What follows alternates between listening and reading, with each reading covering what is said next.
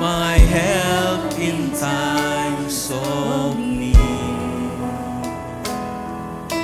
You are the hope that leads me on and brings me to my knees. For there I find you waiting, and there I find relief. So with all my heart I worship, and unto you I sing. For you alone deserve all glory, for you alone deserve all praise.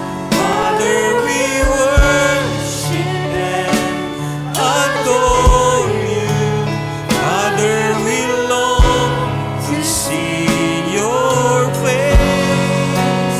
For you alone deserve all glory, for you alone deserve all praise. Father, we love you and we worship you this day. Awitin natin sa simula once again. Hallelujah. You are the peace. You are the peace that guards my heart, my help in times of need. Amen.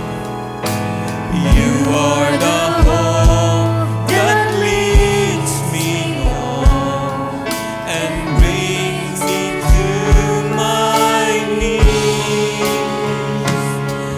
For there I find you waiting, and there I find relief.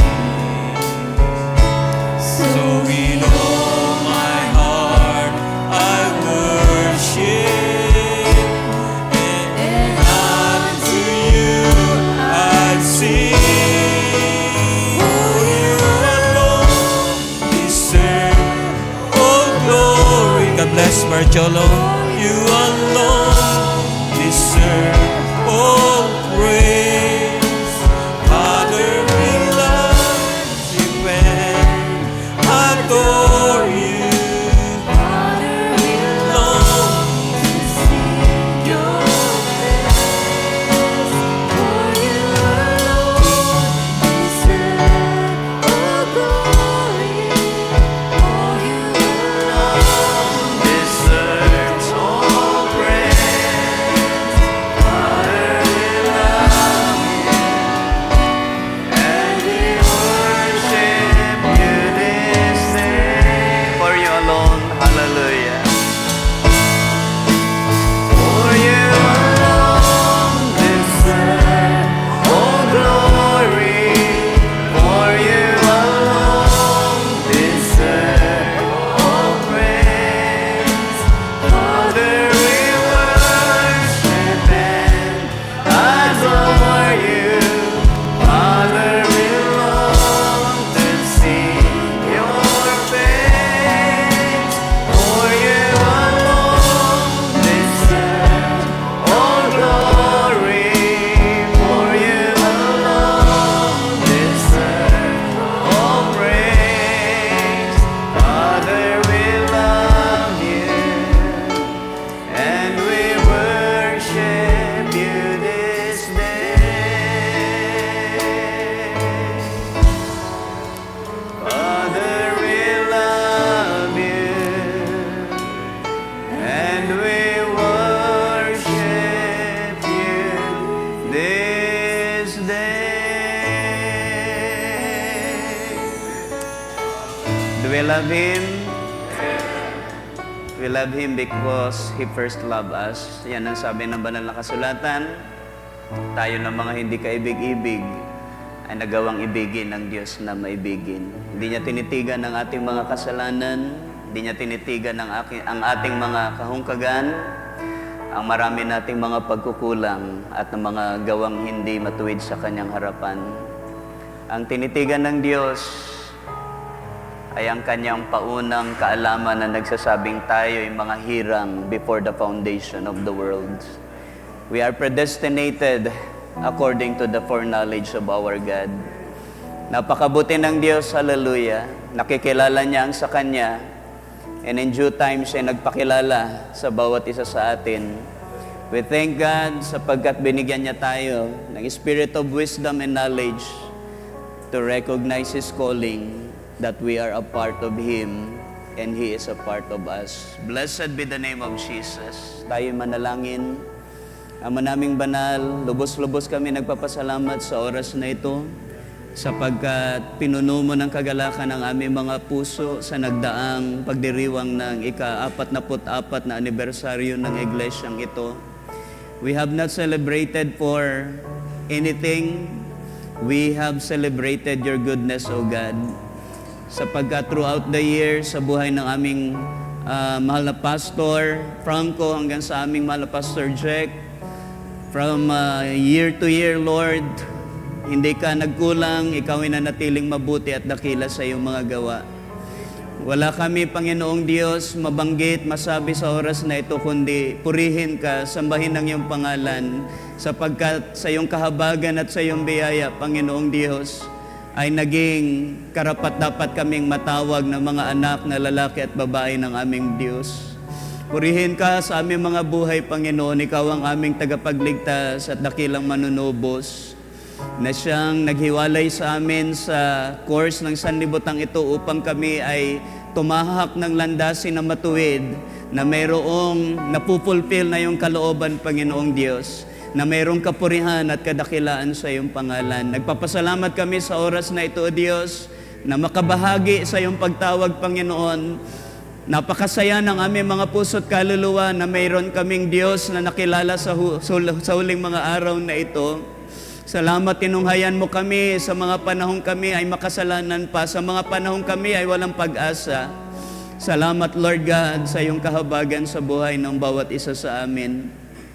At lalong napakainam, lalong napakabuti, Panginoong Diyos, na maintindihan namin na sa huling mga araw na ito, kinilala mo kami, Panginoon.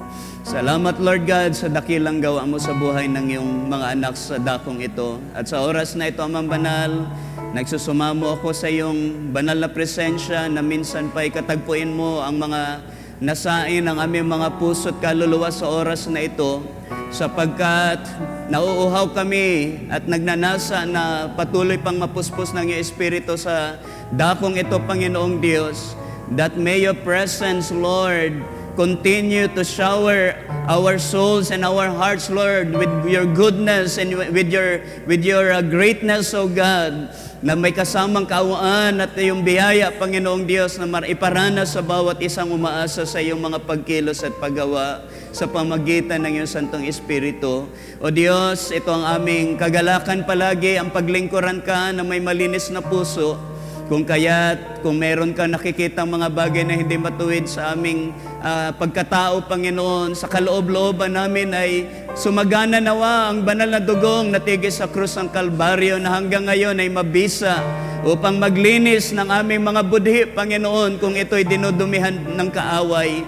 Salamat, O Diyos, once and for all, we are sanctified, we are cleansed by the power of your blood, O God, through the Lord Jesus Christ, who gave His life as a ransom for our redemption, our salvation. Salamat sa dakilang kabutihan mo, Panginoon, sa aming mga taong minsan ay naging mga makasalanan, subalit ngayon ay inaring matuwid sa pananampalataya.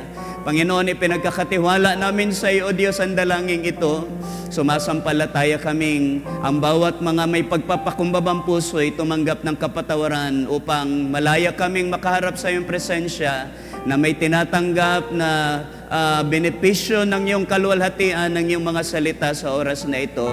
May you also guide your humble servant, Lord, kung paano siya mangungusap, kung paano niya babasahin ang iyong mga salita, kung paano niya i-deliver with the inspiration and power and might of your Holy Spirit, O God, ang iyong mga salita ay ipinapaubaya niya sa iyo, O Diyos. Mangyari po, Panginoong Diyos, na Ikaw ang siyang maghari, ang iyong tinig ang siyang marinig ng bawat mga pakinig, ang iyong tinig, Panginoong Diyos, ang siyang kumatagpo ng mga pusong mayroong mga bagay na hinahanap sa iyong banal na presensya, Panginoon, sapagkat nasusulat, sinumang naghahanap ay makakasumpong, sinumang kumakatok ay iyong pagbubuksan, Panginoong Diyos. Ang kailangan namin, Panginoon, ay ang humingi sa iyong banal na presensya sa oras na ito.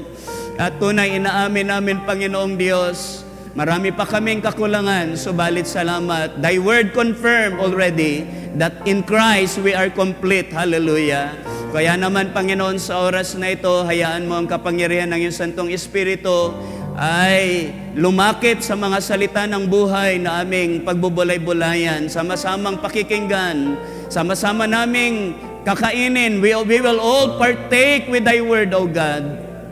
Hayaan mo ang iyong Santong Espiritu ang siyang magbigay buhay sa mga titik, sa mga letrang ito, Panginoon, upang aming marinig ang iyong tinig na nangungusap, upang aming maintindihan ang mga bagay na ibig mong ipaunawa sa gabing ito. Inaamin ko po sa iyong harapan, O Diyos, wala po akong magagawa, kundi kung paanong sinabi ng aming Panginoong Jesus, ang mga salita na kanyang sinasalita ay buhat sa iyo, ang mga gawang kanyang ginagawa ay buhat sa iyo. Magkagayon, Lord, dahil kami bahagi ng salita, wala rin kaming magagawa kundi gawin kung anong pinagagawa mo lamang, Panginoon. At wala rin akong sasabihin, ipapangusap, Panginoon, libang kung ano ang iyong ibig ipangusap, Panginoon. At kung may mga bagay, Panginoong Diyos, hallelujah, na hindi maabot ng iyong lingkod, alam ko ang aming Diyos ay walang limitasyon. Sa iyo kami nagtitiwala sa gabing ito, sa iyo kami umaasa. Sumasampalatayang mayroon ka ng inilaan sa bawat mga puso't kaluluwa na mayroong idudulog, ilalagak sa iyong harapan, sa iyong banal na presensya sa oras na ito. We give you glory and honor and praises, Lord. We give you thanks, for thou art great and thou art gracious to us. In the precious name of the Lord Jesus Christ, this is our prayer. Ang lahat ay magsabing amen. Ating palakpakan ng ating Panginoon. Can we shout, praise the Lord? Praise the Lord. Hallelujah. At sa oras na ito ay samahan niyo po ako, mga mahal kong kapatid, sa pagbasa muna ng mga salita ng ating Panginoon. Praise the Lord. Pagbati pala ng isang pinagpalang gabi sa lahat. Pagbati sa ating mahal na pastor, sa mga elders, at sa lahat ng mga naririto sa dakong ito.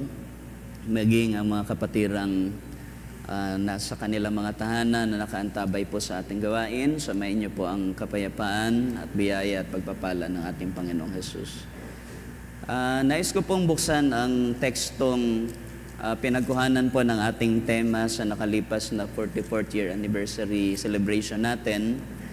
At alam kong ang bawat isa ay binusog, pinuno, pinag-umapaw ng Diyos ang ating mga puso dahil sa mga kayamanang nakatago sa mga talaktang ito na narinig natin buhat pa sa ating mahal na Pastor Eli, hanggang kay Pastor Abraham, Pastor Jacob, hanggang sa huling gawain kay Pastor Benji. Revelation chapter 1 verse 17 muna, mga kapatid. Hallelujah. And when I saw him, I fell at his feet as dead. So nang makita ni John the Beloved in a vision ang kalagayan ng ating Panginoong Hesukristo, ito ang kanyang naging karanasan sa verse 17. Siya'y napasubasob na tulad sa isang patay. But he laid his right hand on me, saying to me, do not be afraid. I am the first and last. I am he who lives and was dead, and behold, I am alive forevermore. Amen. And I have the keys of Hades and of death. Can we say amen to the word of God? Malaya po tayo makakaupo. At una ko nang pinapasalamatan po sa gabing ito ang ating Panginoon dahil nung last Monday, ating kapatid Brother Mike, wala rito si Brother Mike ngayon, ay nag-chat po sa inyong lingkod kung kaya ko ng mangaral, mag-exhort sa gabing ito. At hindi pa ako gaanong sigurado dahil nung panahon na yon, dahil sa aking pinagdadaanan sa aking gums and jaw. Pero gayon pa man, salamat dahil binigyan ako ng kapayapaan ng Diyos. Sabi ko sa Kanya, sige, schedule mo lang ako at ang Diyos na ang bahala sa akin. Isama niyo lamang ako sa dalangin. At salamat sa Diyos dahil mula nung araw na yon hanggang ngayon ay mabuti ang aking pakiramdam sa aking panga at sa aking bagang. Purihin ang Diyos sapagkat Siya ay tunay na dumirinig ng ating mga pangangailangan through prayers. At hindi na ako uminom ng pain reliever mula nung nakalipas na Sunday. At ito'y malaking biyaya ng Diyos ang makapag-serve sa inyo sa gabing ito.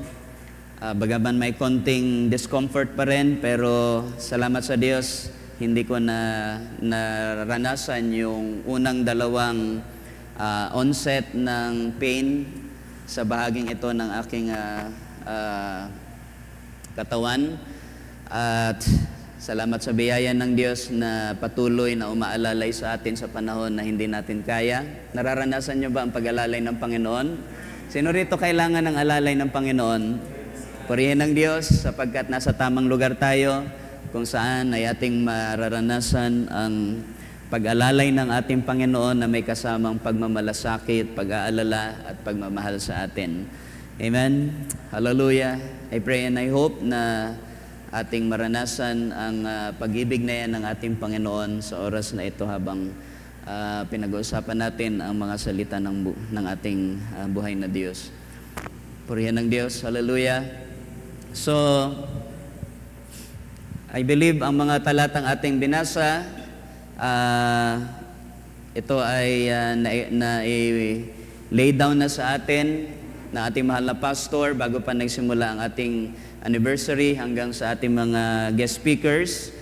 Tayo ay siksik, liglig at umaapaw na sa ating mga puso ang mga biyaya, ang kasarapan, ang mga sustansya ng mga talatang ating binasa kanina. At tayo ay, I hope tayo ay full of spiritual energy ngayon para mag-respond sa Word of God. Amen? At ating luwalhatiin ang pangalan ng Diyos sa gabing ito. Siya lamang ang ating bigyang kapurihan at kadakilaan. Hayaan natin ang Diyos ay magalak sa ating pagsasama-sama sa sandaling ito. Now mga kapatid, sa ating pag-uusapan ay binigyan ako ng Panginoon na inspiration para kumonek dito sa ating theme verses. Hayaan niyong basahin ko muli para ma-introduce ko sa inyo ang ating paksa, ang pamagat ng ating paksa. When I saw him, I fell at his feet as dead. Balikan lang natin, magbalik tanaw lang tayo sandali kung ano yung tinutukoy dito ni Apostol Juan the Beloved na nang kanyang makita ang ating Panginoon. I-atras lang natin sa mga naunang mga talata para ating manamnam ang karanasang ito ng ating kapatid na si Apostol Juan. Dito sa verse 14, i-describe ni John the Beloved when he was on the Lord's Day, when he was in the Spirit on the Lord's Day sa tagpong ito, sa isla ng Patmos. So alam naman natin na doon itinapon si John the Beloved sa isla na masukal, sa isla na maraming mga ganid na mga hayop. Hallelujah! At alam natin ang karanasan ni John the Beloved, kung paanong hindi siya pinabayaan ng Panginoon, kung saan pa pinakadelikadong lugar siya pinahintulot ng Diyos na ilagay, doon naman nagbigay ang Diyos ng napakadakilang karanasan. So makikita natin sa buhay ng isang mananampalataya, mga kapatid, hindi ka pwedeng mag-expect ng dakilang karanasan na hindi ka dadaan sa mga pinaka-troublesome, pinaka-delikadong karanasan sa buhay. Amen?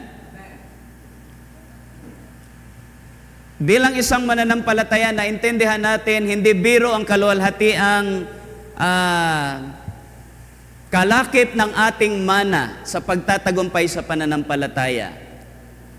Hindi biro ang to be adopted as sons and daughters of God na itinalaga maghari kasama ni Kristo sa 1,000 years millennium.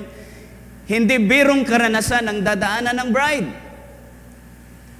That is the reason why kapag tayo'y nagre-reflect sa karanasan ng mga propeta, ng mga Old Testament saints hanggang sa New Testament saints, makikita natin na ang karanasan ng mga lingkod ng Diyos ay masasabi nating one of a kind.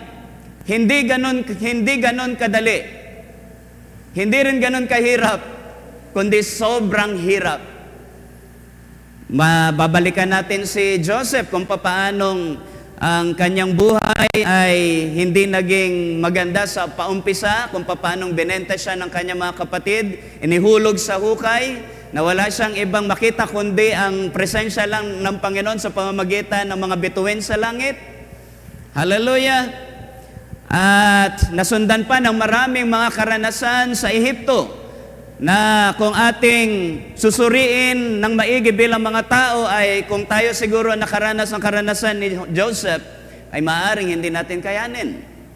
Bukod pa riyan ang mga karanasan ng mga propetang kagaya nila Jeremiah, nila Daniel at ng marami pang ibang mga nahanay ang kanilang mga pangalan sa Hebrews chapter 11 kung papaanong sa kapangyarihan ng Diyos sila ay gumupo ng mga kaharian, hindi gamit ang mga tangke de gera, hindi gamit ang mga sandatang material, mga karnal na sandata, kundi ang kanilang daladala, ang nasa unahan nila ay ang Espiritu ng Diyos.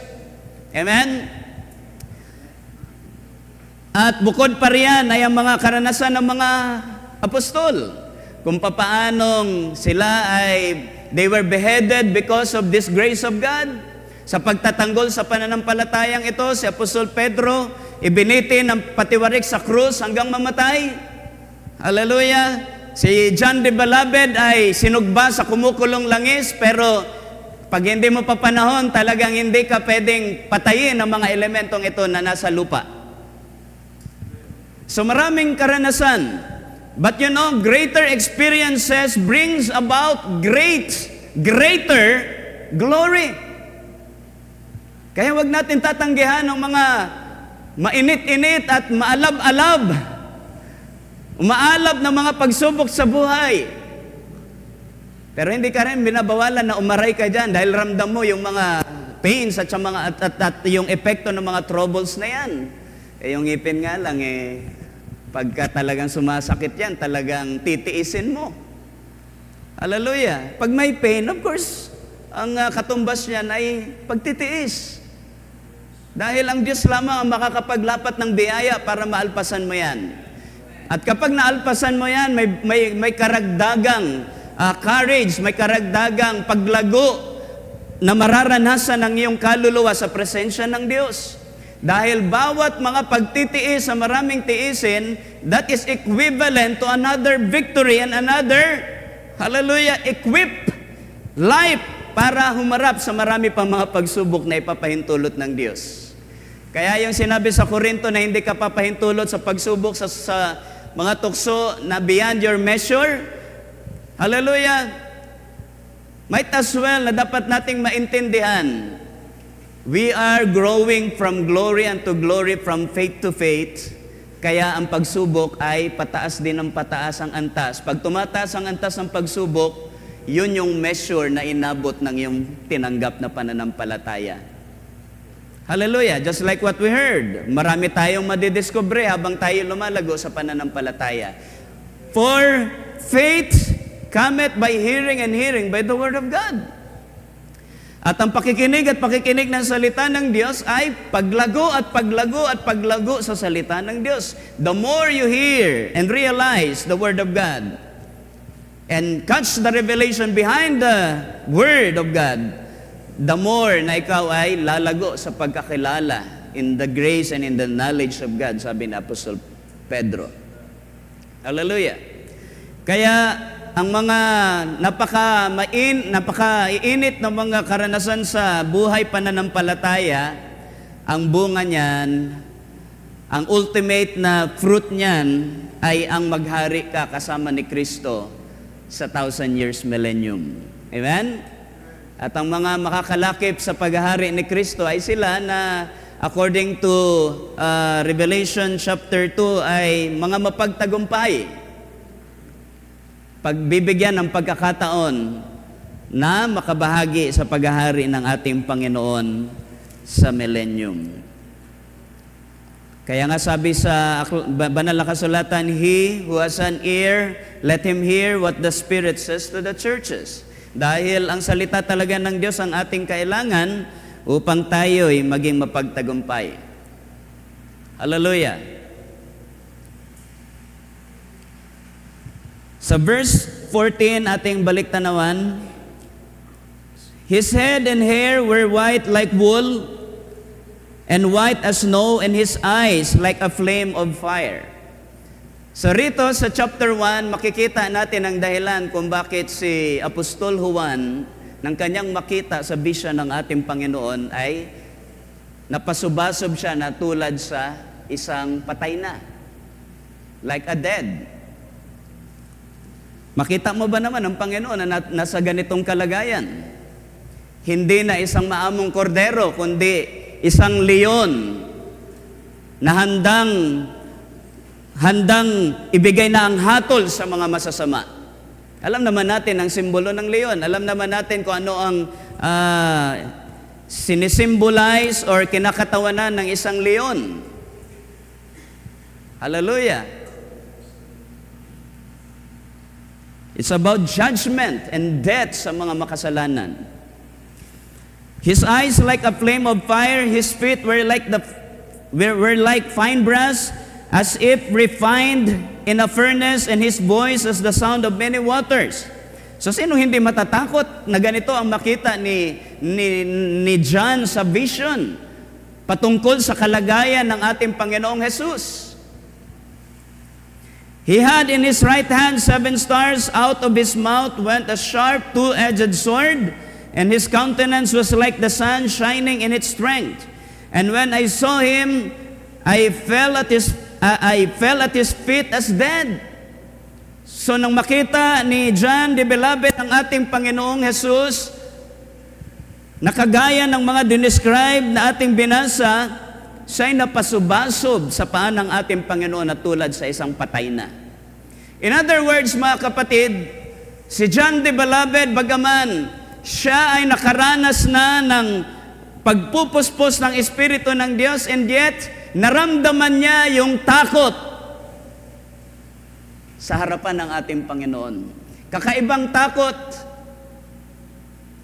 At pwede nating sabihin na yung kalagayan na siya'y napasubasob na tulad sa isang patay na ay isang pagkatakot sa kamatayan dahil dumating na ang humahatol sa mga makasalanan. Sabi ng banal na kasulatan, minsan lang ipanganak ang tao at pagkatapos niyan ay judgment.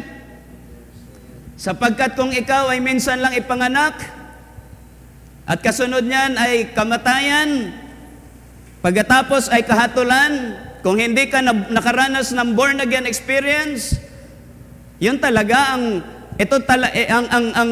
kalagayang ito ng ating Panginoong Hesus talaga ang madadatnan mo sa araw ng paghuhukom.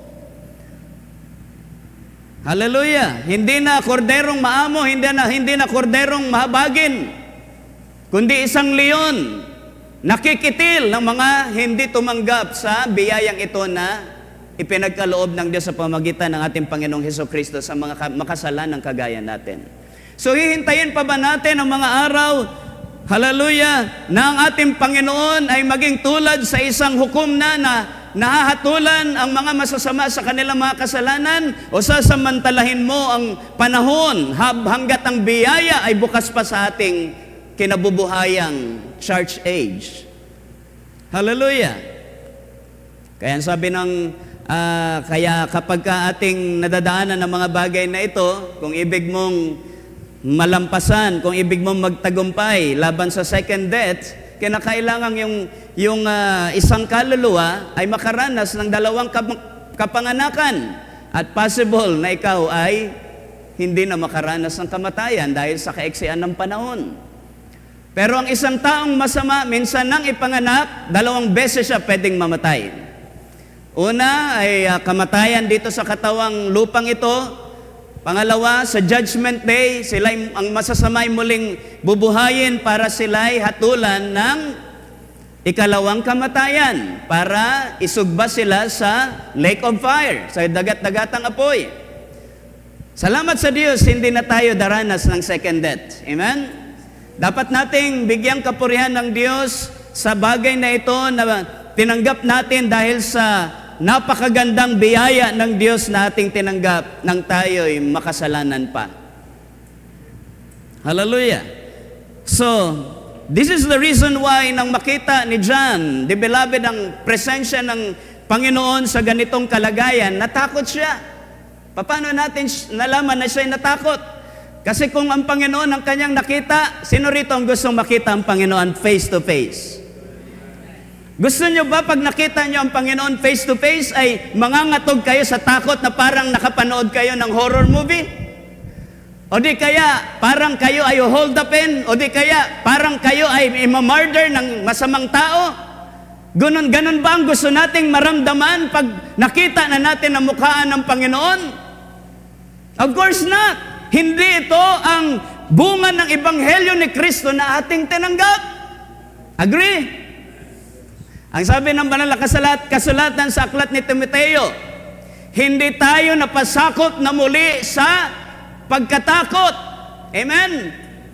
We are not, hallelujah, we have not been placed into another bondage, fear of bondage. Purihin ang ating Panginoon. But look at John. Bakit sa ganitong kalagayan si John ay napasubasob?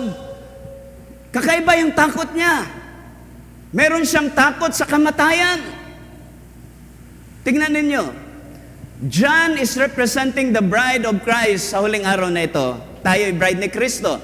And John is representing us sa panahong ito na nakikita niya sa vision ng maraming mga bagay na ipinakita ng Panginoon, including Christ Himself.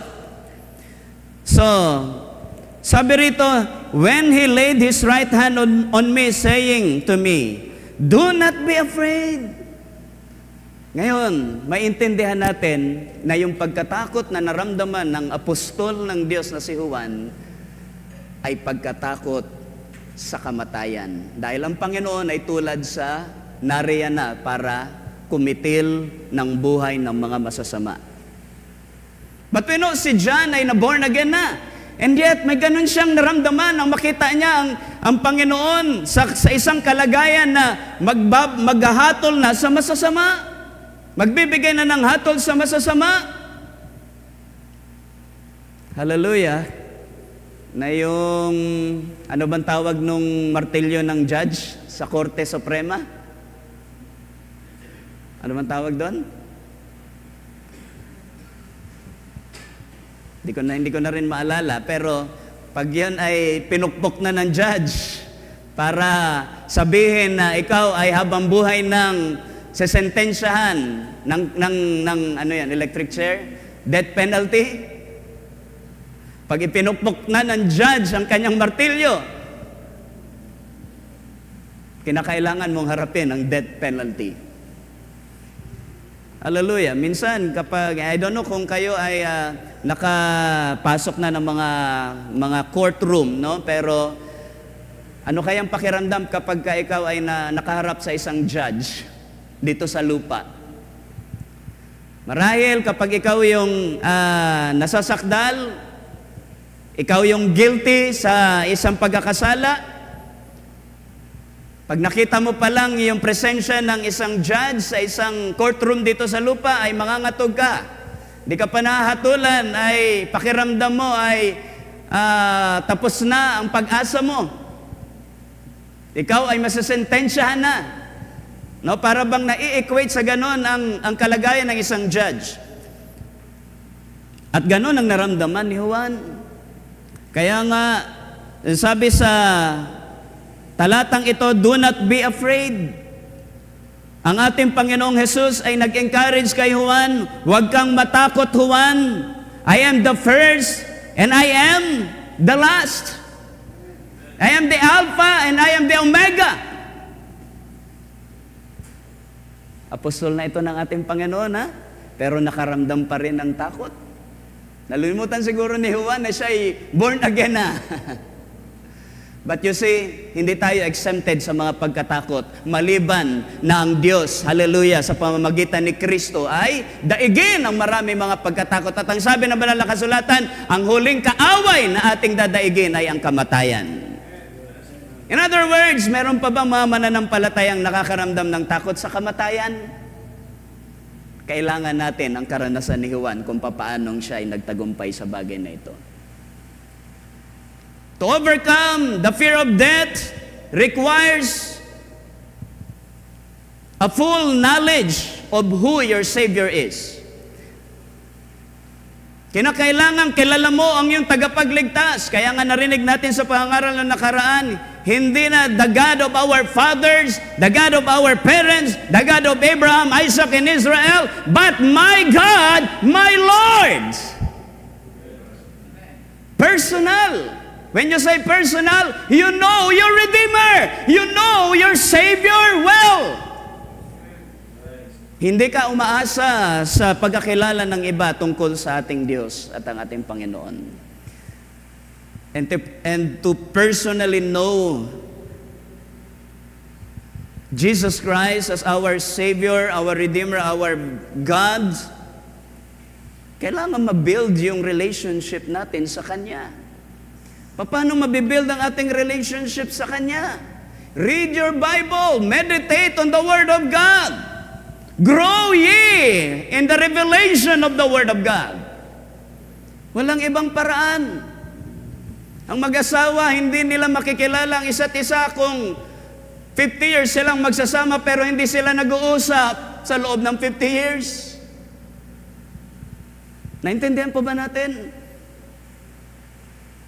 So, ang salita ng Diyos na maraming binabaliwala ito, marami ang hindi pinapansin ang salita ng Diyos, dito tayo kukuha ng dahilan para ma-build ang relasyon natin sa Diyos. Walang ibang paraan kundi sa pamamagitan ng salita ng Diyos. Ang nakakalungkot lang sa panahong ating kinabubuhayan, ang mga relihiyoso sa ating panahon, they're building their relationship sa mga founder ng simbahan, sa mga relihiyon, not really sa Diyos ng ating mga magulang, ating Diyos. Not really sa ating Panginoong Hesukristo. Lahat ng mga relihiyon sa ating panahon, sila'y deboto sa mga relihiyon, sa mga founder ng religion, they are not devoted to Christ. Kaya nga sinasarili nila yung kaligtasan, pag di kayo membro ng aming simbahan, hindi kayo maliligtas. Ano yan? Is that Christ? Of course not. For God so loved the world that He gave His only begotten Son, that whosoever believe shall not perish, but have eternal life. I am the way, the truth, and the life, sabi ni John, tungkol sa ating Panginoong Jesus. But how come there are religions claiming that if you're not a member of their religion, lost ka na, wala ka ng pag-asa, wala kang kaligtasan. But that is not the Christ that we know in the Bible. Hindi yan ang ating Panginoong Hesukristo na ating nalalaman tungkol sa salita ng Panginoon. So, ang ating relasyon ay lumalago pagka naiintindihan mo ang salita ng Diyos by His Spirit. Hallelujah. When I saw Him, I fell at His feet as dead, but He laid His right hand on me, saying to me, do not be afraid. I am the first and the last. What do you think?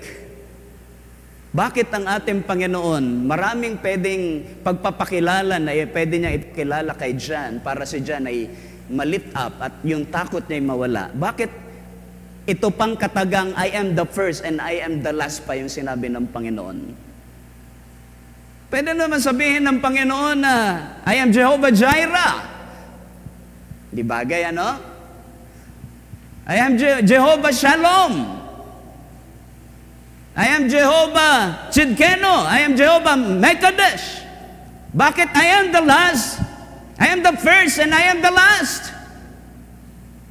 Alam natin ang Diyos, pag nagpapakilala, may kinalaman ito sa presenteng kalagayan mo sa buhay.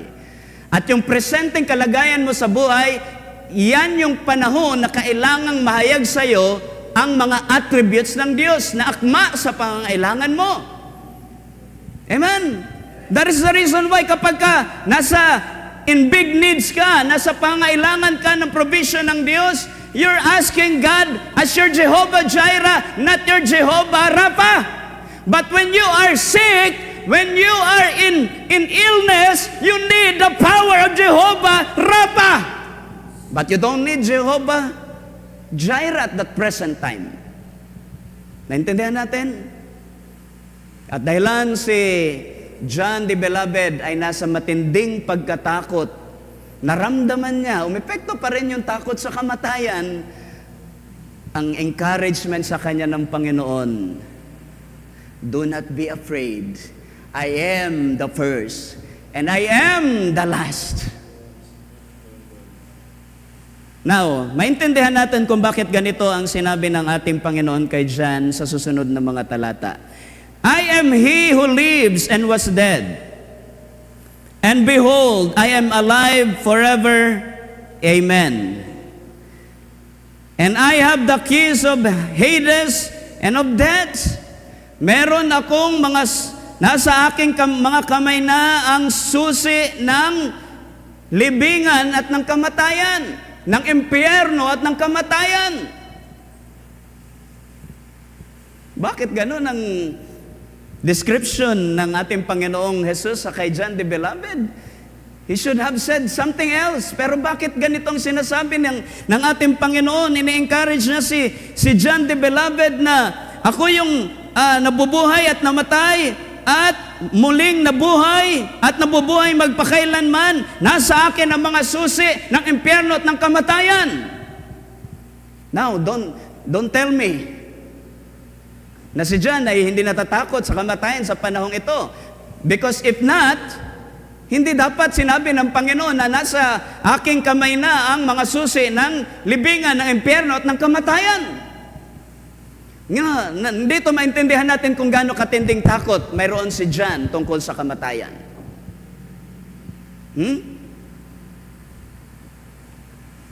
Salamat, mayroong Panginoon na nagpapakilala. Huwag ka na dyan matakot sa kamatayan sapagkat nasa akin ang susi ng libingan ng impyerno at ng kamatayan. Ano ibig sabihin yan, mga kapatid? John, bride, huwag ka nang matakot sa kamatayan sapagkat I have the authority, the full authority over death and hell.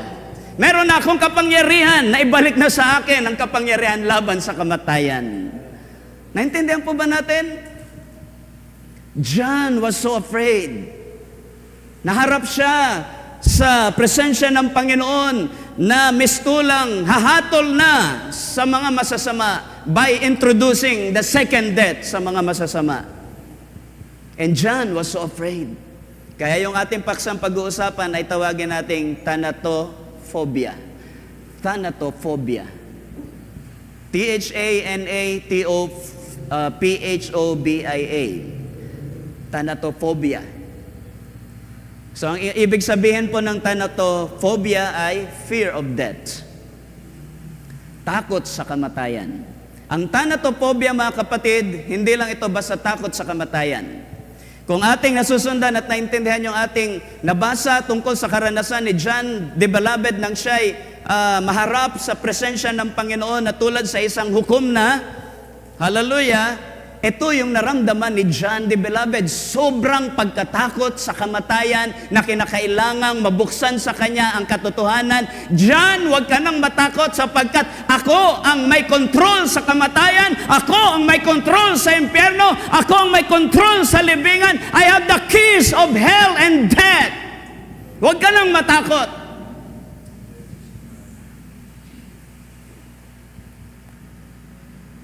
Hallelujah.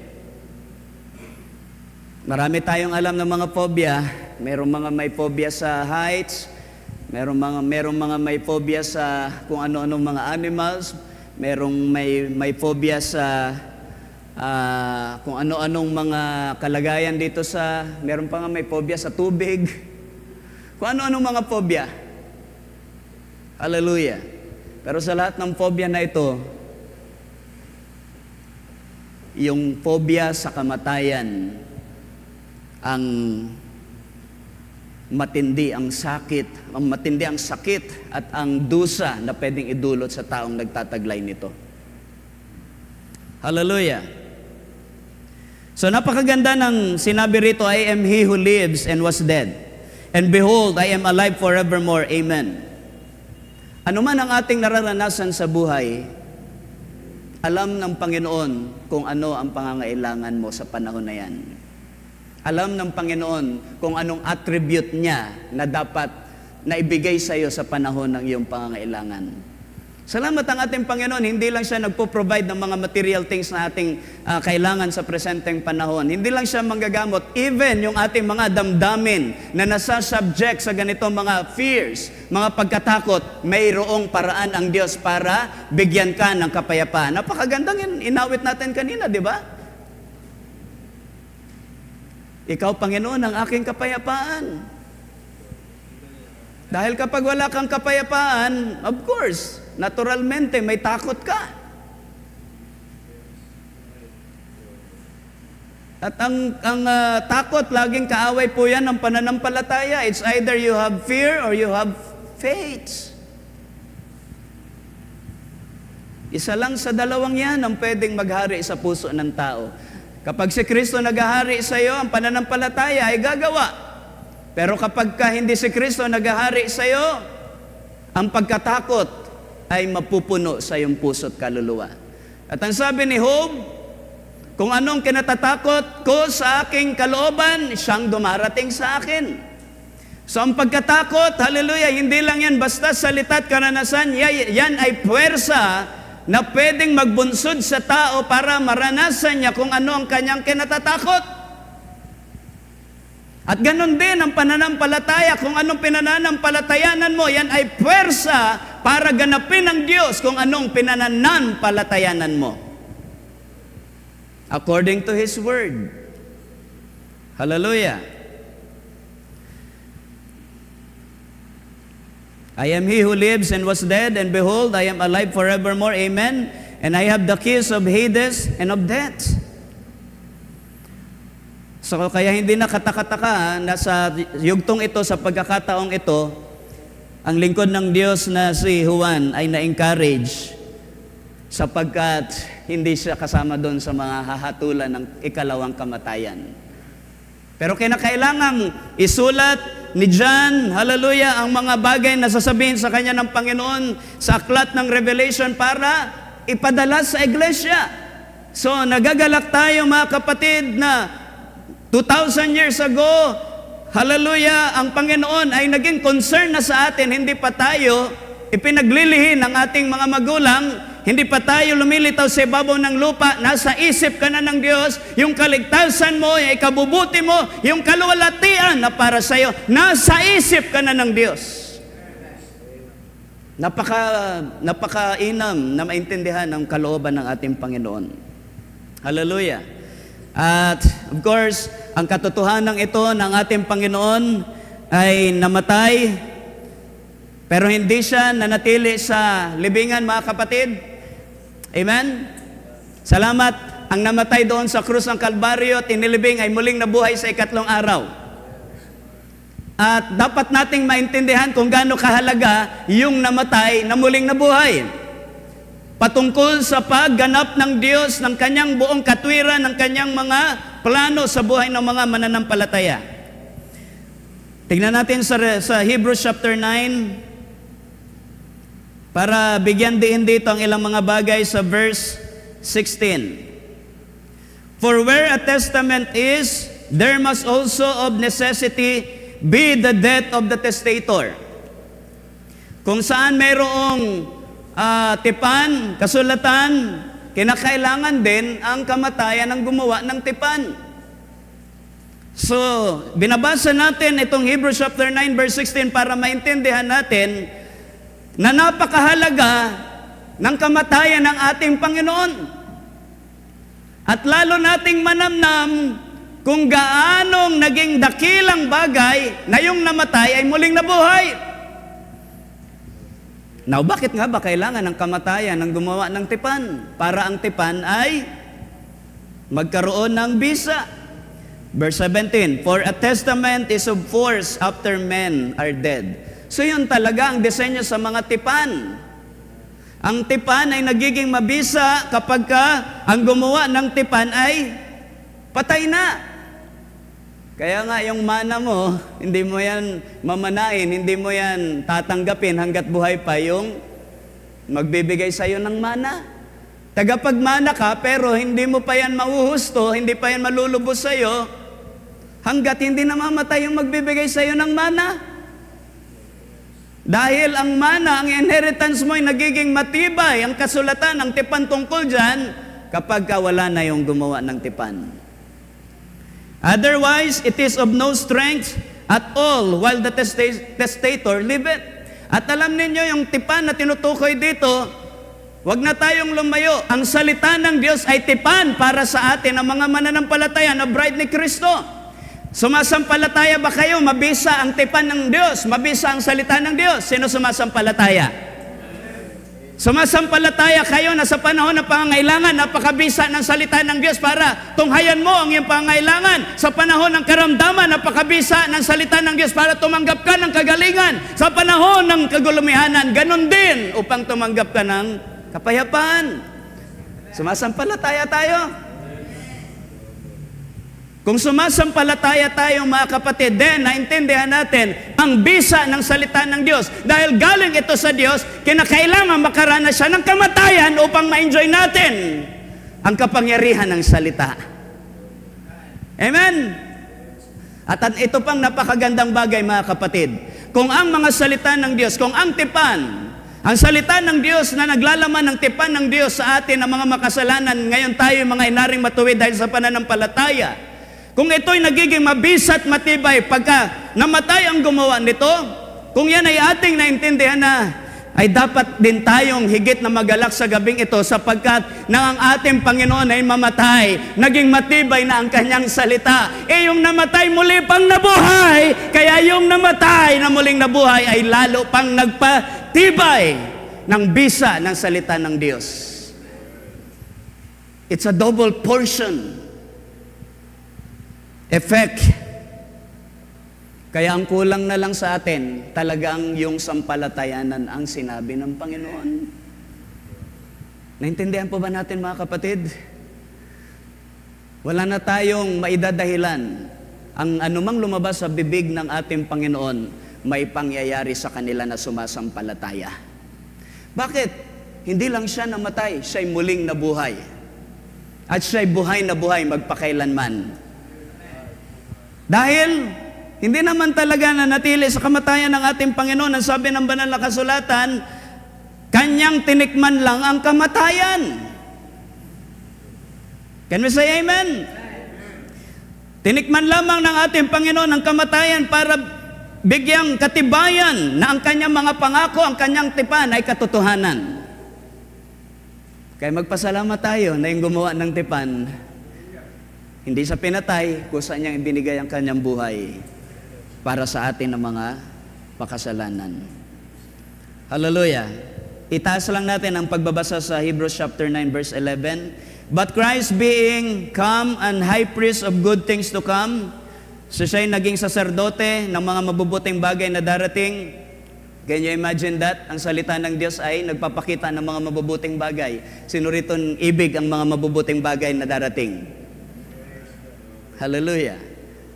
By a greater and more perfect tabernacle, not made with hands, that is to say, not of this building. So hindi yung mga mabubuting bagay na darating ay hindi sa pamamagitan ng hallelujah, tabernakulo na ginawa ni Moses, na ginawa ni Solomon. But with this perfect tabernacle na walang iba kundi tumutukoy sa katawan ng ating Panginoon,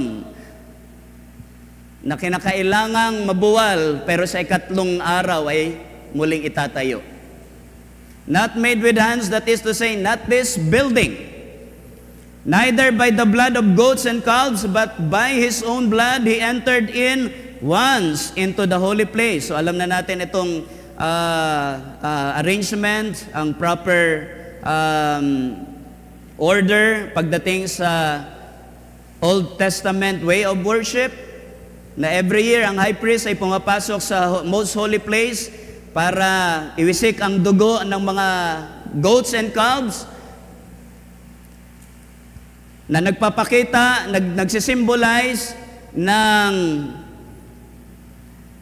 mga kasalanan ng bayan na tinatakpan sa pamamagitan ng dugo, na sa halip na yung mga makasalanan sa panahon na yon, ang dapat mamatay ay yung mga hayop ang pinapatay, ang nagre-represent sa buhay ng mga makasalanan upang ang kanilang mga kasalanan ay matakpan at hindi makita ng Panginoon sa Old Testament. So, pero hindi na sa pamamagitan ng goats and calves, blood ng goats and calves, hallelujah, sa ating panahon ay sa pamamagitan na ng dugo ng ating Panginoon. Minsan lang pumasok sa most holy place ang ating Panginoon, ay tinaglay ng mga sumasampalataya ang eternal redemption para sa atin. Hallelujah. So hindi lang tatakpan ang kasalanan mo, kundi totally aalisin ng Panginoon. You will be sanctified by the blood of the Lamb.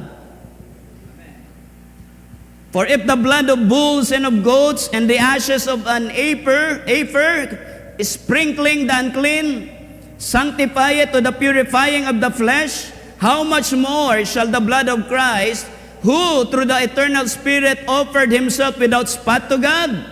So kung yung dugo ng mga kambing, ng mga tupa, ng baka, ng heifer ay nakakapag-purify ng kanilang laman, ng kanilang mga katawan sa pagkakasala, how much more ang dugo ng ating Panginoong Hesukristo na sa pamamagitan ng eternal Spirit ay ibinigay niya ang kanyang sarili na pinakahandog without spot and wrinkle.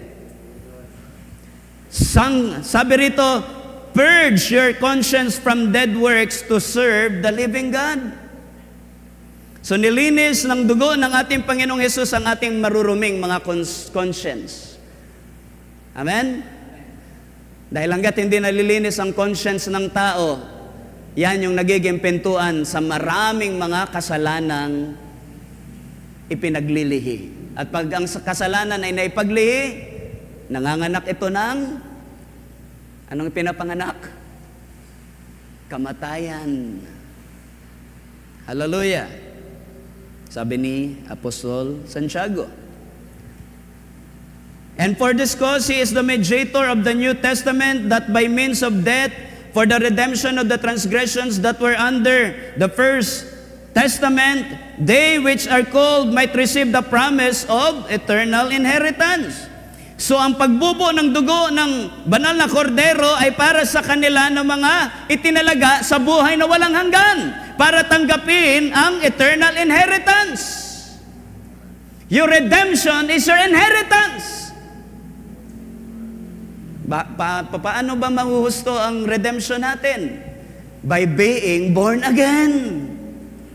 Kaya nga ang sabi ng ating Panginoon sa aklat ni Juan, balik tanawan lang natin, by the way, medyo magta-touch tayo ngayon ng tungkol sa baptism, hallelujah, dahil lang after ng ating anniversary ay mayroong dalawang kaluluwa, sa kaalaman natin mga pastor, mayroong dalawang kaluluwa na nagpahayag na gusto nilang magpabautismo na.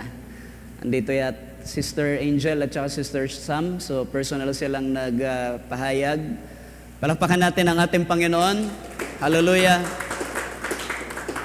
So we have no more time para ma-Bible study sila, kaya daanan na lang natin sa pangaral sa gabing ito ang tungkol sa baptism. Sabi rito sa John chapter 3,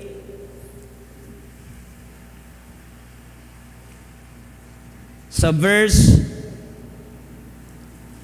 2, nang si Nicodemus ay nakipagkita sa ating Panginoon, this man came to Jesus by night and said to him, Rabbi, we know that you are a teacher come from God, for no one can do these signs that you do unless God is with him. At sabi ng Panginoon sa kanya sa verse 3, most assuredly, I say to you, unless one is born again, he cannot see the kingdom of God. So ating nadadaanan na kanina mga kapatid, ang ating redemption na tinanggap ay sa pamamagitan ng ikaw ay muling isilang sa kaharian ng ating Panginoon. At ang muling isilang sa kaharian ng ating Panginoon signify na mayroong namatay at muling nabuhay, at yung muling nabuhay ay nabubuhay magpakailanman. Kung siya'y nagturo mga kapatid sa mga alagad kay John the Baptist, hindi ba sa aklat ng Matthew, pinilit pa ni John the Baptist o ng ating Panginoon, nakiusap siya kay John the Baptist na bautismuhan ni John the Baptist ang ating Panginoon. At ang sabi ni John the Baptist, ako dapat ang bautismuhan mo, hindi ako ang magbabautismo sa iyo. Pero ang sabi ng ating Panginoon sa Matthew chapter 3, mga kapatid, hayaan mong gawin, bautismuhan mo ako ngayon sapagkat ito ang nararapat sa atin at ang buong katuparan ng kalooban, ng katwiran ng aking Ama. Sa baptism pa lang yan, mga kapatid. Sa baptism pa lang, pagpupulfill na ng buong kalooban ng ating Ama sa langit. Hallelujah! Ang mga salita ng Panginoon na kanyang iniwan sa mga mananampalataya, sa early church, mga kapatid, kung siya'y nabubuhay pa, ay matibay na, how much more nang siya'y mamatay at muling nabuhay, lalong matibay ang tungkol sa mga binili ng Panginoon ng mga aral sa Biblia na dapat daanan, maranasan at tanggapin ng mga sumasampalataya. Naintindihan po ba natin? There is a reason why ang pagpapabautismo sa pangalan ng ating Panginoon sa tubig, hindi yan option ng isang mananampalataya. That is a must for a born-again experience. O ilaktaw natin, sabi ng Panginoon sa verse 3 kanina, most assuredly, buhay pa ang ating Panginoon dito, hindi pa siya namamatay, pero sigurado na at may bisa na kinakailangang maborn again ka para makita mo ang kaharian ng langit, kaharian ng Diyos. In other words, maging kabahagi ka ng plano ng Diyos, ng inheritance, eternal inheritance. O ilaktaw pa natin. Sa verse 5, inulit-ulit ng Panginoon, Jesus answered, most assuredly, I say to you, unless one is born, mas naging detailed na, unless one is born of water and the Spirit, he cannot enter the kingdom of God. Kaya yung mga nagpasya na magpabautismo, hallelujah, ay pagpasok yan sa kaharian ng ating Panginoon. And we know na ang bautismo, hindi naman yan para maligtas ka, dahil ligtas ka na before the foundation of the world. Revelation chapter 13, di ba?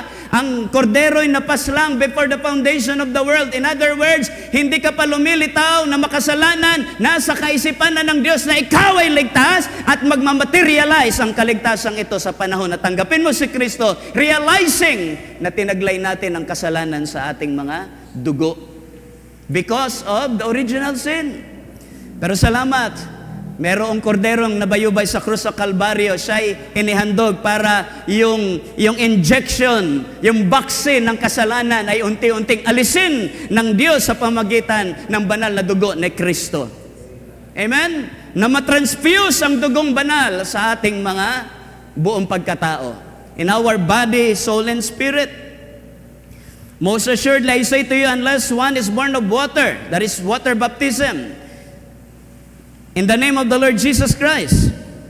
So yan ang pangalang tatawagin sa mga babautismuhan na mga kapatiran natin sa darating na Sunday. Sa pangalan ng ating Panginoong Hesus Kristo, dahil walang ibang pangalan na ibinigay sa silong ng langit. Acts chapter 4 verse 12, nasukat nating ikaligtas kundi sa pangalan lang ng ating Panginoong Hesus Kristo. Kaya yan yung tatawagin kapag idadalangin ang mga mababautismuhan, yan ang pangalan na ipambabautismo sa kanila sa tubig. Why? Sapagkat yan ang bautismo na may kasamang pangako. Ang bautismo ni Juan the Beloved, ni Juan the Baptist ay bautismo sa ikapagpapatawad ng kasalanan. Yes, ang bautismong ito ay sa ikakapagpatawad din ng ating kasalanan. Pero ang bautismo ni Juan the Bautista ay walang pangakong Espiritu Santo, walang pangakong muling pagsilang sa kaharian ng ating Panginoon. But this baptism in the name of the Lord Jesus Christ, you are being inducted in the kingdom of God as a newly born in the Spirit of God. Kaya nga ang sabi ng banal na kasulatan, mga kapatid, sa Matthew chapter 3 verse 11, I indeed baptize you with water unto repentance, sabi ni John the Baptist. But he that cometh after me is mightier than I, whose shoes I am not worthy to bear. He shall baptize you with the Holy Ghost and with fire. Kaya yung mga babautismohan sa tubig sa pangalan ng ating Panginoong Jesus, make sure na yan ay iyong personal na desisyon. Realizing that Jesus Christ is your Savior, your Redeemer, your God. Hallelujah. At handa mo nang ipasakop ang iyong buhay sa kalooban ng ating Panginoon. Well, unti-unti yan, hindi agad-agaran, makikita ang kabanalan sa buhay mo, pero unti-unting pinababanal ang buhay mo sapagkat ang tumawag sa iyo ay banal. Amen? Purihin ang ating Panginoon. Kaya sa mga babautismuhan, hallelujah, ang ating pagdesisyon na mabautismuhan ay pagkilala na wala kang ibang tagapagligtas na mag-aalis ng iyong kasalanan na minana sa ating mga magulang, kundi ang mag-confess na sa pamamagitan lamang ng ating Panginoong Hesukristo ang kaligtasan ay tatanggapin mo. Amen? Of course, ang mga magdedesisyon magpabautismo, personal ninyong i-express ang paghingi, pagkilala ng ating kalagayan sa harapan ng Diyos na kung hindi sa Kanyang biyaya ay mananatili pa rin tayong makasalanan. But realizing that through the grace of God, hallelujah, by faith, by grace through the faith, hallelujah, na tinanggap natin, hallelujah, ay mapapatawad at aalisin ng Diyos ang ating mga minanang kasalanan sa ating mga unang magulang. Do you believe that?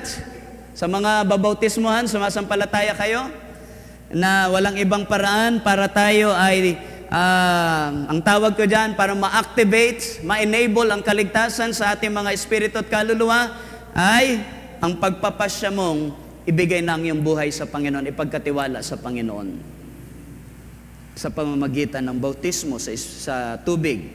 At ang sabi sa ating binasa, maaring ang mga lingkod ninyo ay magbabautismo sa tubig sa pangalan ng Panginoon, pero let me advise ang mga babautismuhan, maging kauhawan ninyo ang mabautismuhan kayo sa Espiritu Santo. After na kayo ay mabautismuhan sa tubig sa pangalan ng Panginoon. Hallelujah.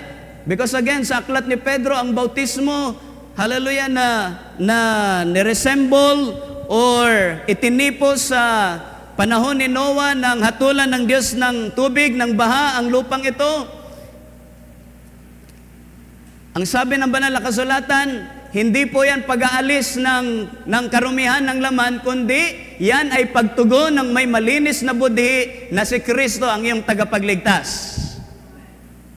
At naintindihan mo, hallelujah, alam niyo sabi ng banal na kasulatan sa aklat ng Korinto, 1 Corinthians chapter 7, hanggat buhay ang iyong dating asawa, hindi ka pwedeng makipag-asawa kay Kristo.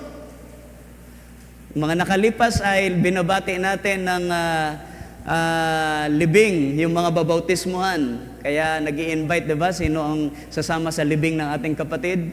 Pero yung nililibing ay muli namang mabubuhay. Amen? Sa Espiritu ng Diyos. Pero napakainam din na maintindihan natin, mga kapatid, ang pagtanggap natin kay Kristo sa pamamagitan ng pananampalatayang ito ay nangangahulugan din na handa ka ng talikuran yung dati mong maruming buhay. Handa ka ng talikuran yung dating buhay mo na makasanlibutan.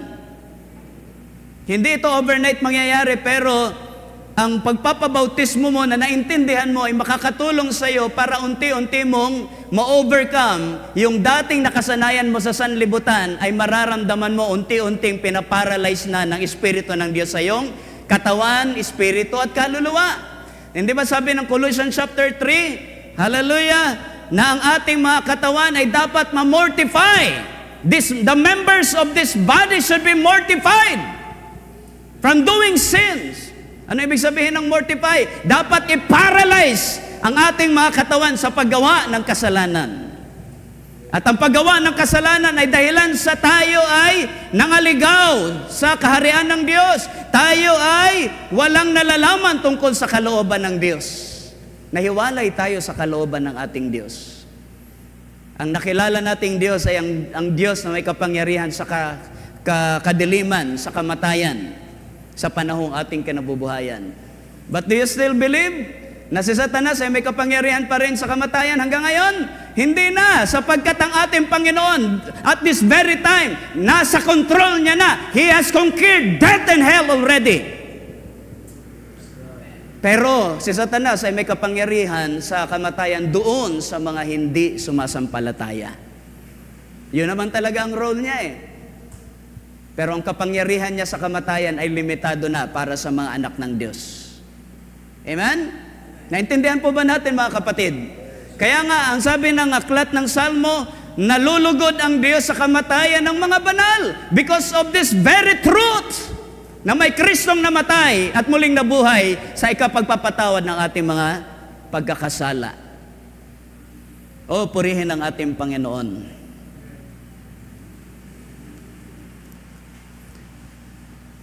Ilaktaw natin yung ating binabasa. Sa verse 7, sa chapter 3 pa rin ng John. Do not marvel. So sa mga babautismuhan po So naintindihan na natin, after na ikaw ay mabaptize, that is a confession of your soul na tinatanggap mo ang ating Panginoon na yung tagapagligtas at ang pagtanggap sa Kanya bilang tagapagligtas ay pagsisisi sa ating mga kasalanang kinamulatan sa buhay na ito.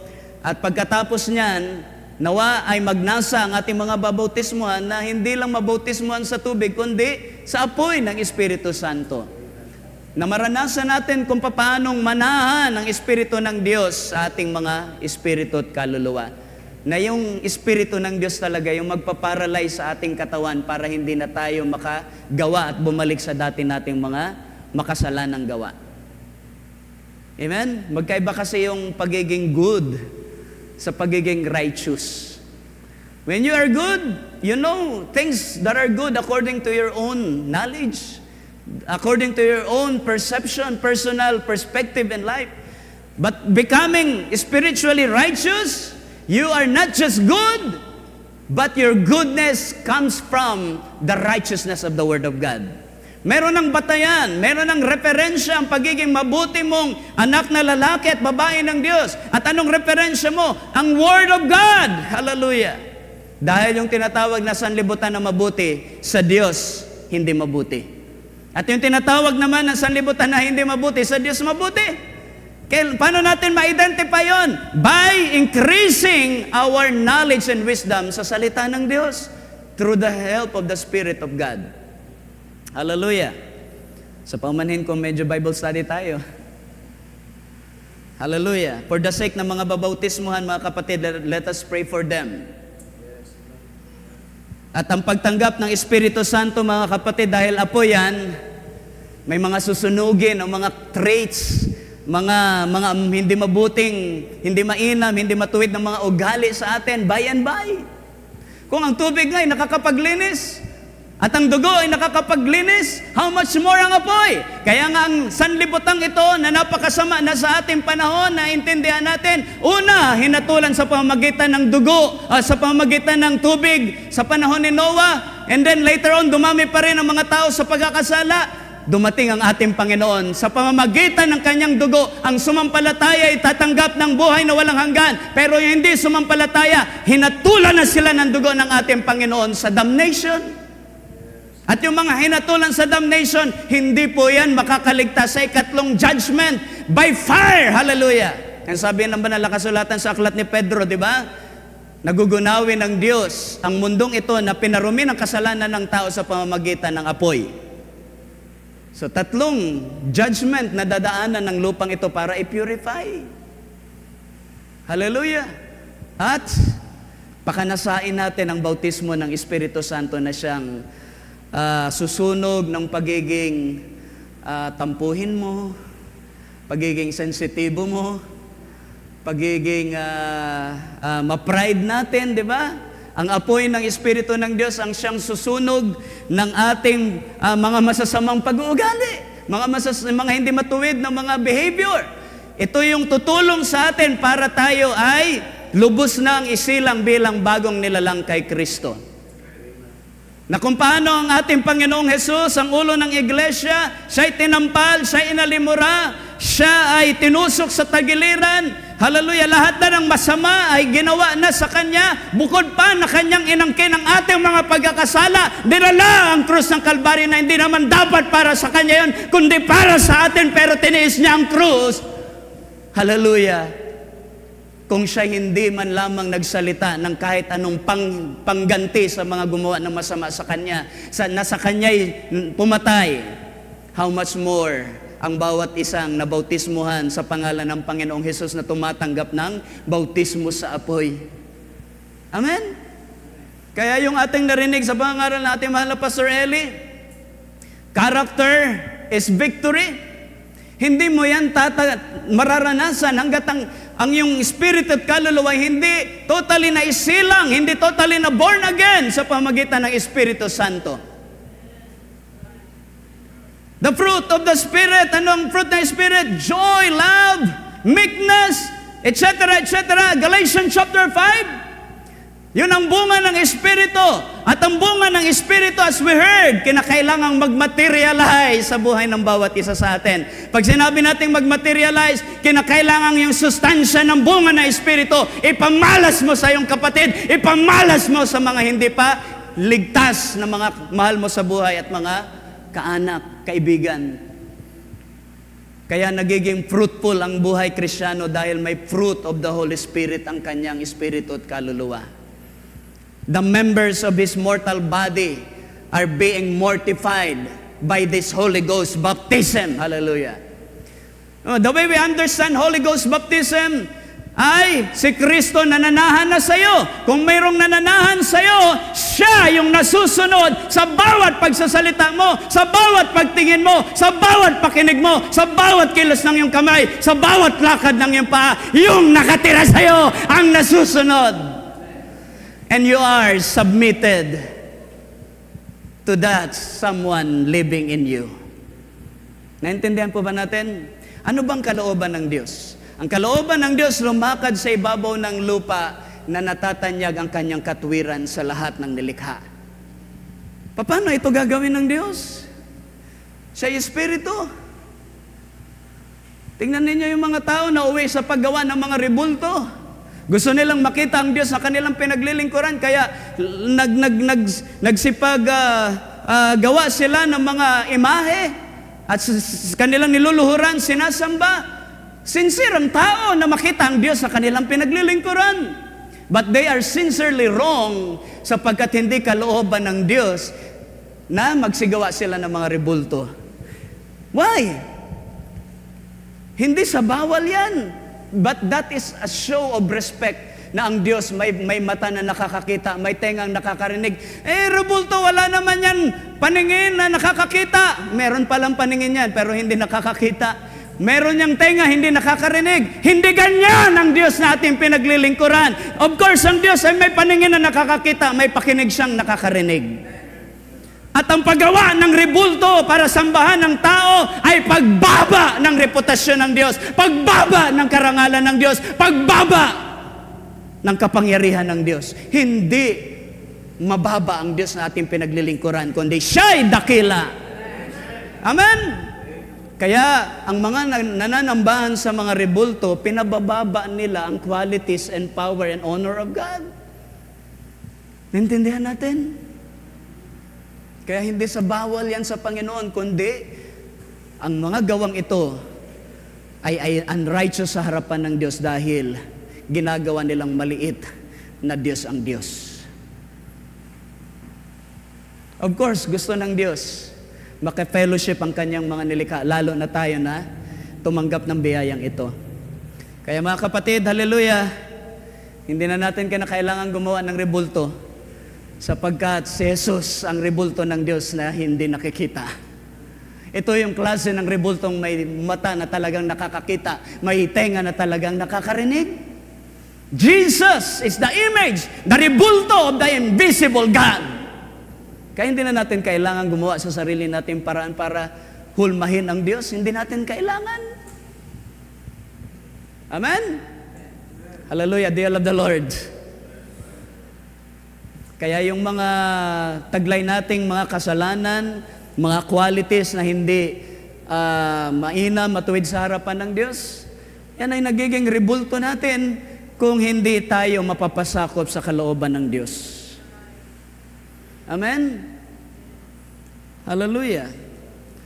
Ang tao ay sadyang self-centered kapag wala si Kristo sa kanyang buhay.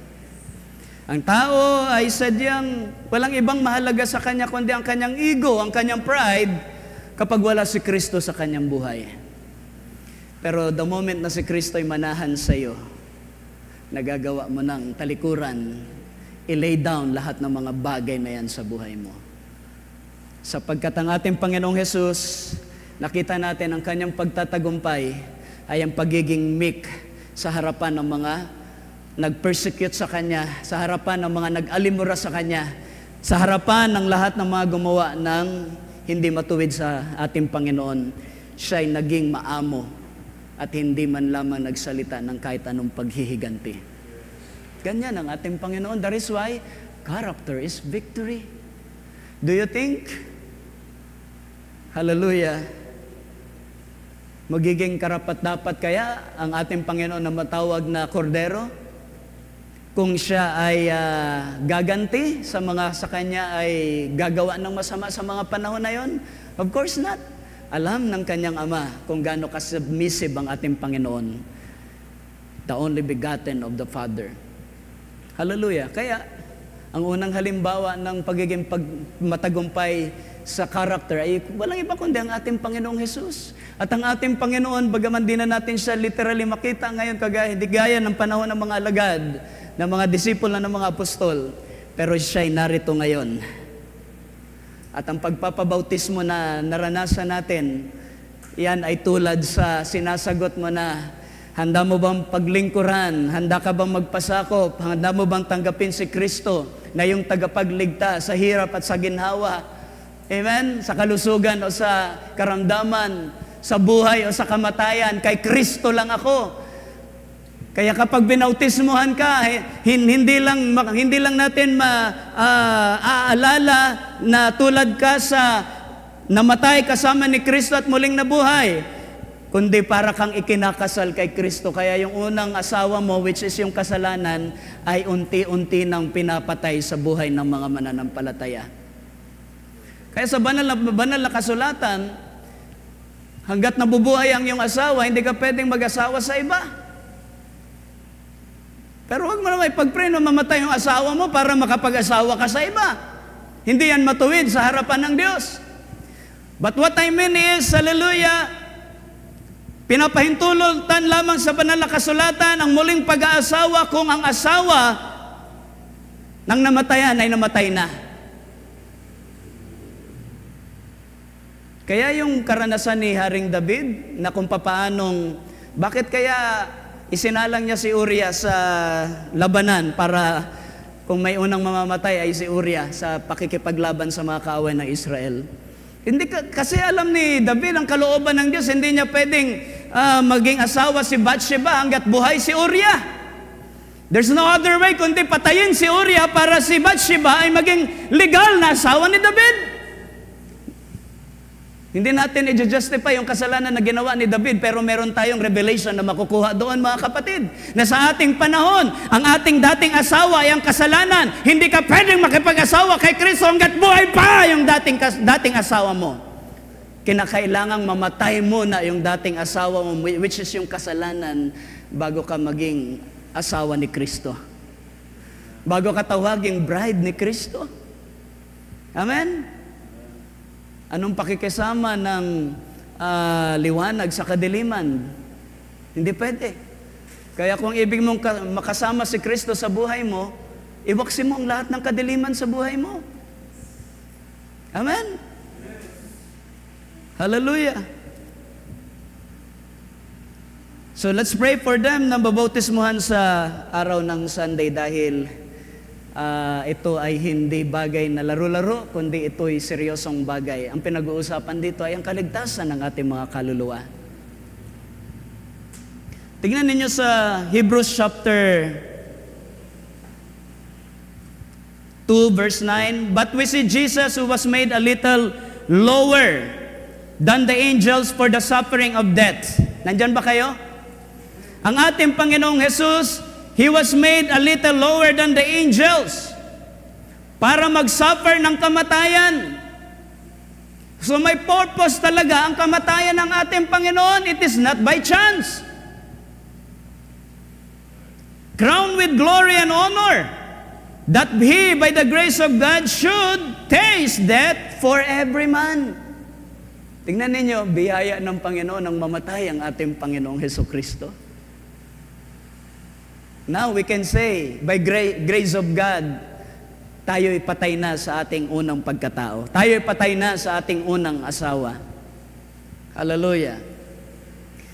For it became Him for whom are all things and by whom are all things, in bringing many sons unto glory, to make the captain of their salvation perfect through sufferings. Kaya yung mga babautismuhan, hindi ko kayo tinatakot ha, pero yung ating paksa, hallelujah, ano ating pamagat? Thanatophobia, fear of death. Meron ng solusyon dyan. Ang sabi ng Panginoon kay John the Beloved, "Do not be afraid." Amen? "For I am the first and I am the last." Ibig sabihin, siya na nagpasimula ng lahat ng mga bagay ay dadalhin niya sa katapusan. In other words, ang may control sa pasimula ay ang ating Panginoon. Siya rin ang may control sa kawakasan ng plano ng Diyos. Amen? Kaya kung ikaw ay na kay Kristo, huwag kang mag-alala sapagkat ang may hawak sa iyong buhay ay may control ng lahat ng sirkumstansya na mangyayari sa ibabaw ng lupang ito. Wala kang dapat ipag-alala. Amen? Walang dapat ipag-alala dahil protektado ka sa kamay ng ating Panginoon. At ang sabi ng banal na kasulatan, walang sino man makakapag-agaw sa iyo sa kamay ng ating Panginoon. Kung itulot man ng Panginoon na magpahinga ka na, katulad ng nangyari sa ating mga kapatid na nauna na, sa Sir Lisa, Brother Hill, Brother Siling, pero hindi na sila kayang agawin ni Satanas papunta ng impyerno sapagkat sila ay diretso sa kalwalhatian ng Panginoon. At isang araw, muli natin silang makaka-fellowship. Dahil hindi rin yung tatanggapin doon sa impyerno, mga kapatid, hindi kakayanin ang kalwalhatian, ang taglay ng ating mga kapatid. Hindi kakayanin ni Satanas doon sa impyerno. Ang Panginoon nga hindi kinaya.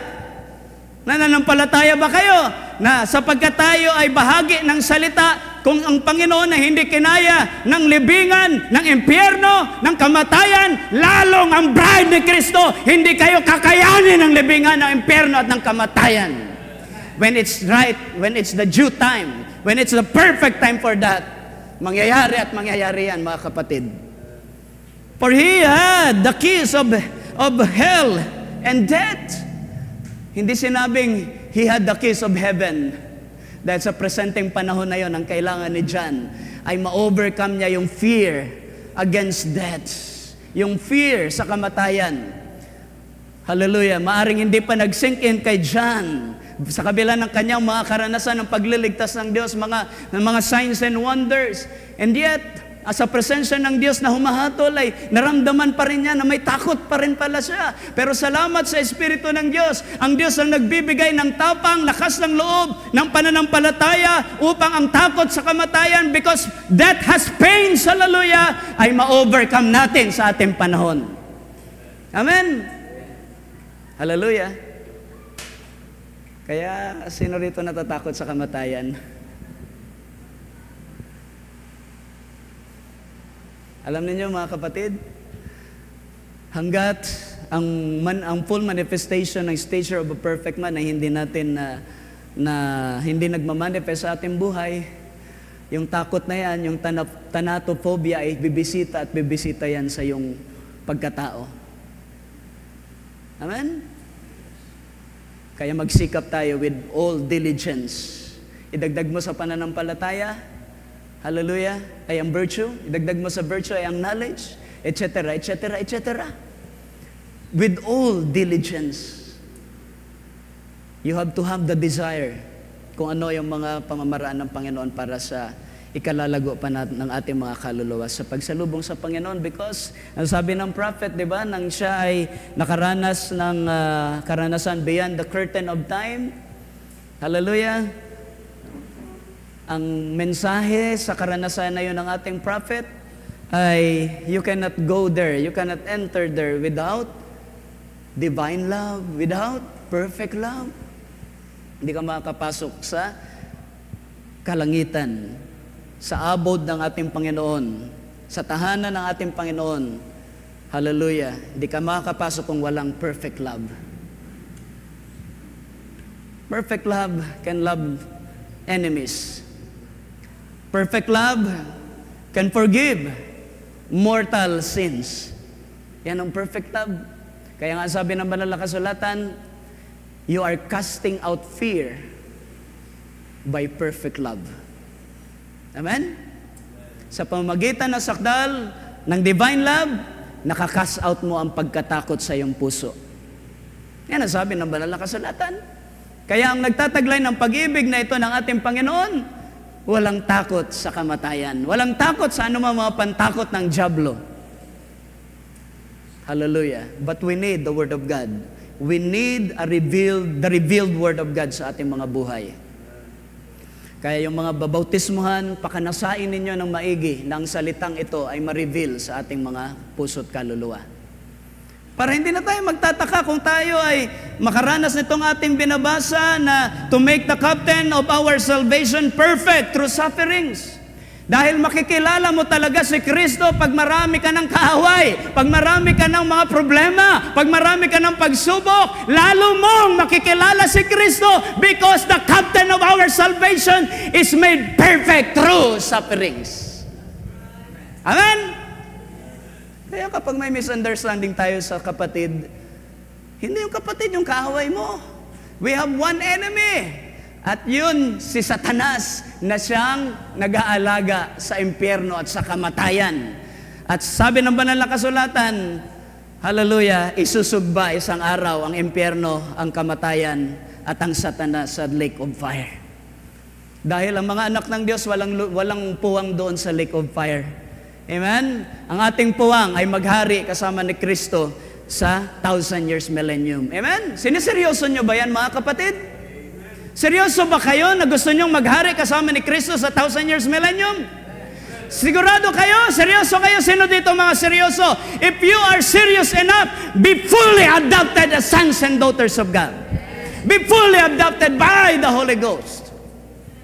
Dahil yung adoption, dyan ka iti-training ng iyong patience, dyan ka iti-training ng iyong love, dyan ka iti-training ng iyong meekness, dyan ka iti-training ng iyong joy, dyan ka iti-training ng iyong faith, hallelujah, ng iyong gentleness, ng bunga ng Espiritu Santo. That's the adoption of sons and daughters of God. Kaya yung mga pagsubok na yan, nakakabit sa pagpe-perfect ng knowledge mo kay Kristo, ang mga maraming pagsubok, ang maraming mga sufferings. Kaya kahit nagsasuffer tayo, mag-anak tayo. Dahil hindi naman tayo nagsasuffer dahil sa paggawa ng masama. Nagsasuffer tayo for the cause of Christ. Hallelujah! Sa buhay natin at sa mga makikinabang sa kaligtasang ito ng Ebanghelyo sa pamamagitan ng mensahe through your life na born again na. Amen? Kaya pag napupuna tayo ay maging mababa agad ang ating mga puso. Huwag tayong maging pride. Sapagkat ang sabi ng banal na kasulatan ng Diyos ay napupuot sa mga ma-pride. Pero siya'y mahabagin sa mga mapagpakumbabang puso. Naintindihan ba natin yun, mga kapatid? Sino ba itong mga mapagpakumbabang puso?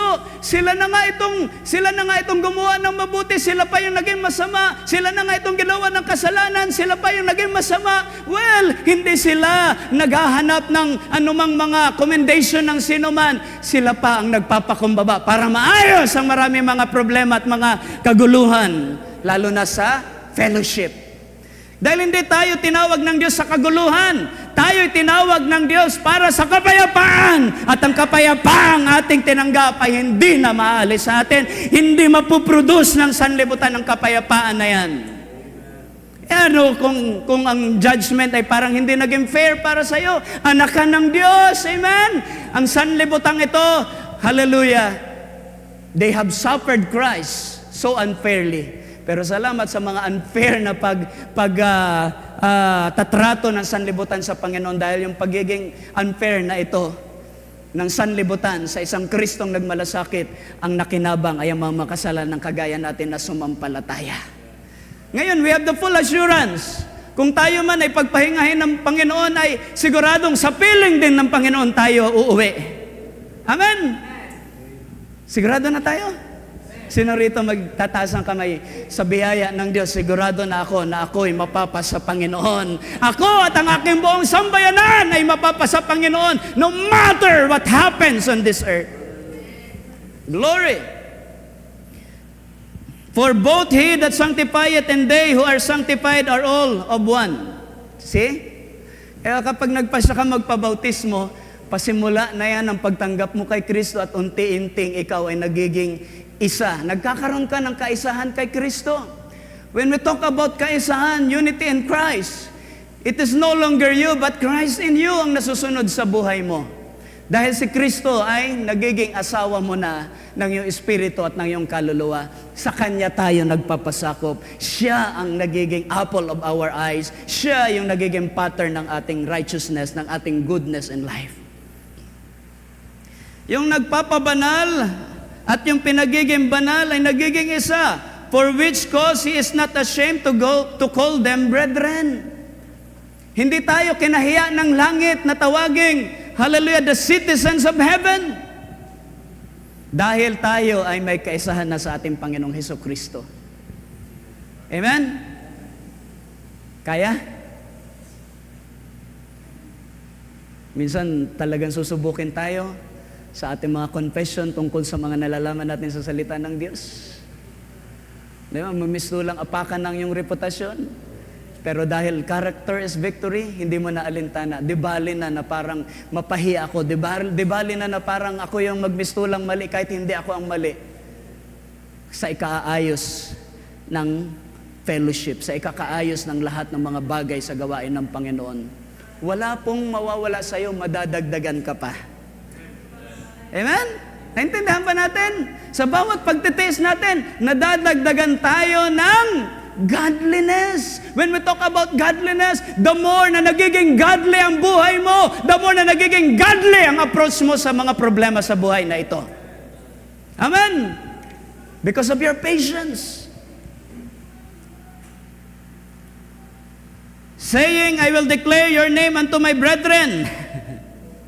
Isang araw, ipapakilala tayo sa Israel. This is my church. This is my beloved bride.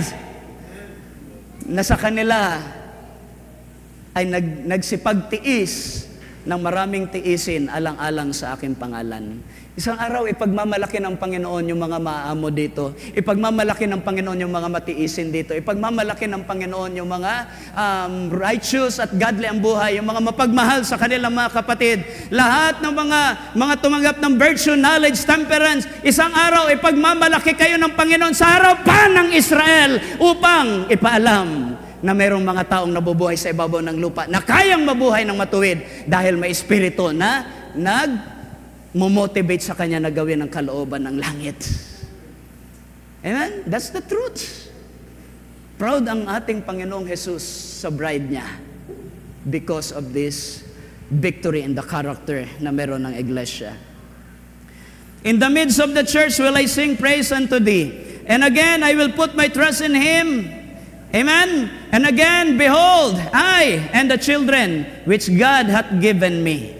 For as much then as the children are partakers of flesh and blood, he also himself likewise took part of the same, that through death he might destroy him, sabi rito, sa pamamagitan ng kamatayan, he might destroy him that had the power of death, that is the devil.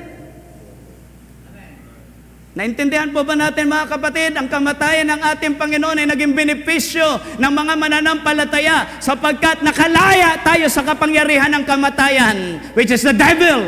Kaya wala nang karapatan sa iyo ang dyablo, wala nang karapatan sa iyo ang kaaway. Pagka ikaw ay nasa matinding kagipitan, wala nang karapatan sa iyo ang kaaway. You shall have victory. Ano man ang kalagayan nating mga mahihigpit na karanasan sa buhay, wala nang karapatan sa iyo ang dyablo because your God is your Christ. Your Savior is your Christ. Si Satanas ay wala nang puwang sa buhay mo, kapatid.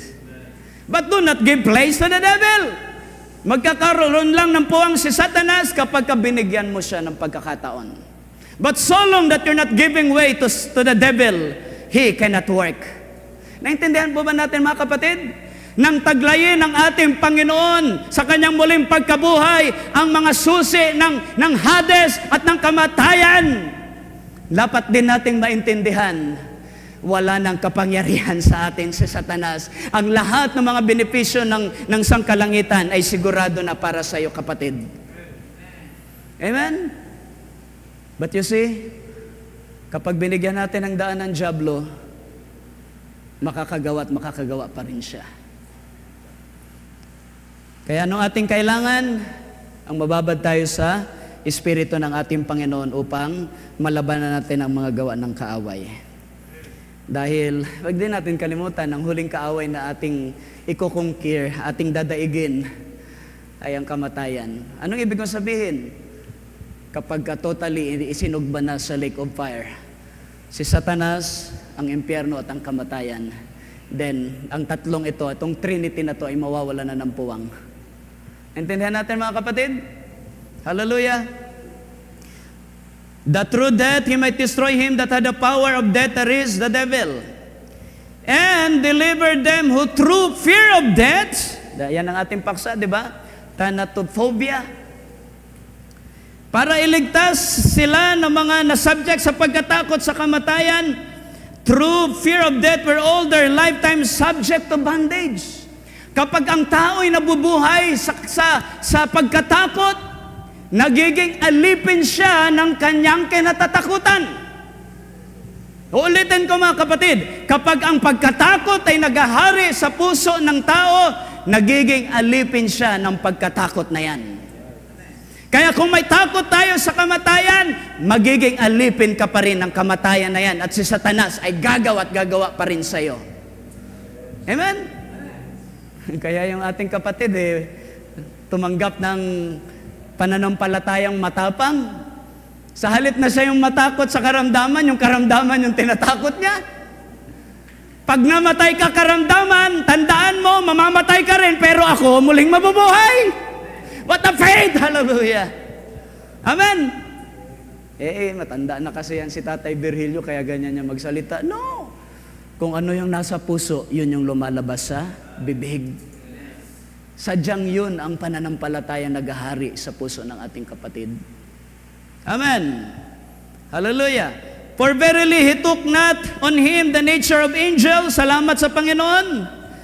Hallelujah! Hindi siya pumaritong halatang anghel ang kanyang kalagayan dahil sigurado hindi na tayo mahirapan sa pag-evangelize. Hindi na rin natin kailangan mag-evangelize. Ang Panginoon, pag pumaritong nasa majestic condition, na tulad sa isang anghel, ay makakapag-anyaya talaga ng lahat ng mga tao para magsisi at sumampalataya. Pero hindi sa ganyan malulubos ang biyaya ng Diyos. Dahil hindi tayo sumusunod kay Kristo dahil lang sa pakinabang o dahil lang sa nagpapagaling siya o dahil lang sa nagpo-provide siya. Siya ay ating Diyos dahil siya ay Diyos ng ating kaluluwa. Siya ay ating Ama sa langit in the first place. That is the reason why He's not our God because He's our healer. He is God, our God because He's our God. We recognize that na tayo galing sa Diyos At kung hindi sa kanyang biyaya, ay wala tayong mabuting mga bagay na inaasahan or pwedeng asahan. For verily, sabi rito, He took not on Him the nature of angels, but He took on Him the seed of Abraham. Wherefore, in all things it behoved Him to be made like unto His brethren, that He might be a merciful and faithful high priest in things pertaining to God, to make reconciliation for the sins of the people. So dahil sa pamamaraan na ito, kalooban ng Diyos na ihandog ang kanyang bugtong na anak, dilitibang ating Panginoong Hesus, tayo ay na-reconcile sa Diyos. Ibig sabihin ng reconcile sa Diyos, naintindihan natin, na-recognize natin na kung mayroong mga bagay na pagpapasyahan natin gawin dito sa lupa, ay i-consider natin ang kalooban ng Diyos. That is being reconciled. Amen? Magkaiba kasi yung nabasa mo lang na dapat kang magpatawad, for example, sa naintindihan mo talaga ang kalooban ng Diyos na siya ay forgiving God. And so, you are sons and daughters of God, you should be forgiving as well. Amen? Wherefore, sabi rito, for in that He Himself hath suffered, being tempted, He is able to succor them that are tempted. Sino rito may mga pinagdadaan ng pagsubok sa buhay? Yung nararamdaman mong sickness can be a temptation to you. Minsan, pag binigyan daan mo yung karamdaman, nabibigyan daan mo ang dyablo. Nangihina ang tiwala mo sa Diyos dahil nabibigyan daan ng dyablo, mamamatay ka na. Mawawala ka na, paglalamayan ka na sa susunod na linggo. Praise the Lord ka pa ngayon. Sa susunod na linggo, ewan ko lang kung makapag-praise the Lord ka pa. Pero salamat sa Diyos, hindi naman talaga itong mortal na bibig na ito nagpe-praise the Lord, kundi yung nasa loob. Hindi na mababago yung pagbabagong naranasan nung nasa loob sa biyaya ng Diyos. Magpupuri yan kahit sa harapan ng kamatayan. Ang sabi ng prophet, kahit itulot ng Diyos siya mapunta sa impyerno, magpupuri pa rin siya doon sa Diyos. Amen? Ano man ang kalagayan natin, huwag mong irekant ang Diyos na sinampalatayanan mo. Huwag mo siyang itanggi. But the more you confess and profess that God is your great healer and your great confession, ano man ang pinagdadaanan mo sa buhay. Amen? Amen? Yan ang virtue ng pananampalataya. Ano man ang mangyari, tayo ay sa Panginoon. So, hallelujah. Tayo magtatapos sa sandaling ito, mga kapatid. But I hope naintindihan natin sa karanasan ni John the Beloved kung ang propeta ng Diyos, ang apostol ng Diyos nakaranas ng takot sa kamatayan, at naintindihan natin na walang ibang naging paraan para magtagumpay si John sa takot sa kamatayan, kundi maintindihan niya, ma-reveal sa kanya na yung muling nabuhay ay may control na sa kamatayan. At kung may control na ang Panginoon sa kamatayan, dapat tayong magtiwala sa Kanya at hindi na dapat mag-alala. Dahil pag naalis ang takot mo sa kamatayan, lahat ng anyo ng pagkatakot ay maaalis din sa buhay mo, because love is being born in your heart and your soul. Amen? Yung takot sa kawalan, yung takot sa kakulangan, yung takot sa karamdaman, lahat na ng takot dito sa lupa, lahat yan mawawala pag naalis ang takot sa kamatayan. Because the God of the power of death, of darkness, is devil. So nawawala na siya ng saysay, nawawala na siya ng kapangyarihan kapag ang takot sa kamatayan ay nawala na. And this, sa pamamagitan ng mga talatang ito, maiintindihan natin, we need to catch the revelation behind every verse, every word of God na ating nababasa at ating naririnig sa mga pangangaral. Amen? Hindi tayo exempted. Kagaya ni John, kung paanong sobrang natakot siya sa kamatayan, hindi naman talaga siya hahatulan ng Diyos para mamatay. Hindi sa hatulan ng Panginoon sapagkat siya ay born again na. Hindi rin yun lisensya para hindi ka makaranas ng ganyang uri ng pagkatakot. In fact, may mga puspos ng Espiritu na kapag nakalingat ay talagang papasukin ng takot.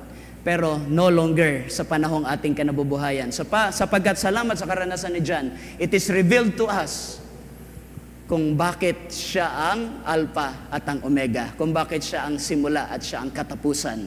In other words, siya yung may control sa lahat ng mga bagay sa nilikha ng ating Diyos na buhay.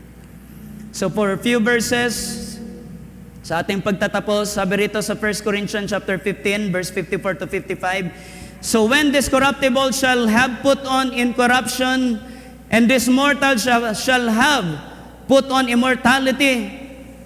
Sigurado yan ha, hindi sinabing might have, kundi shall have, talagang mangyayari.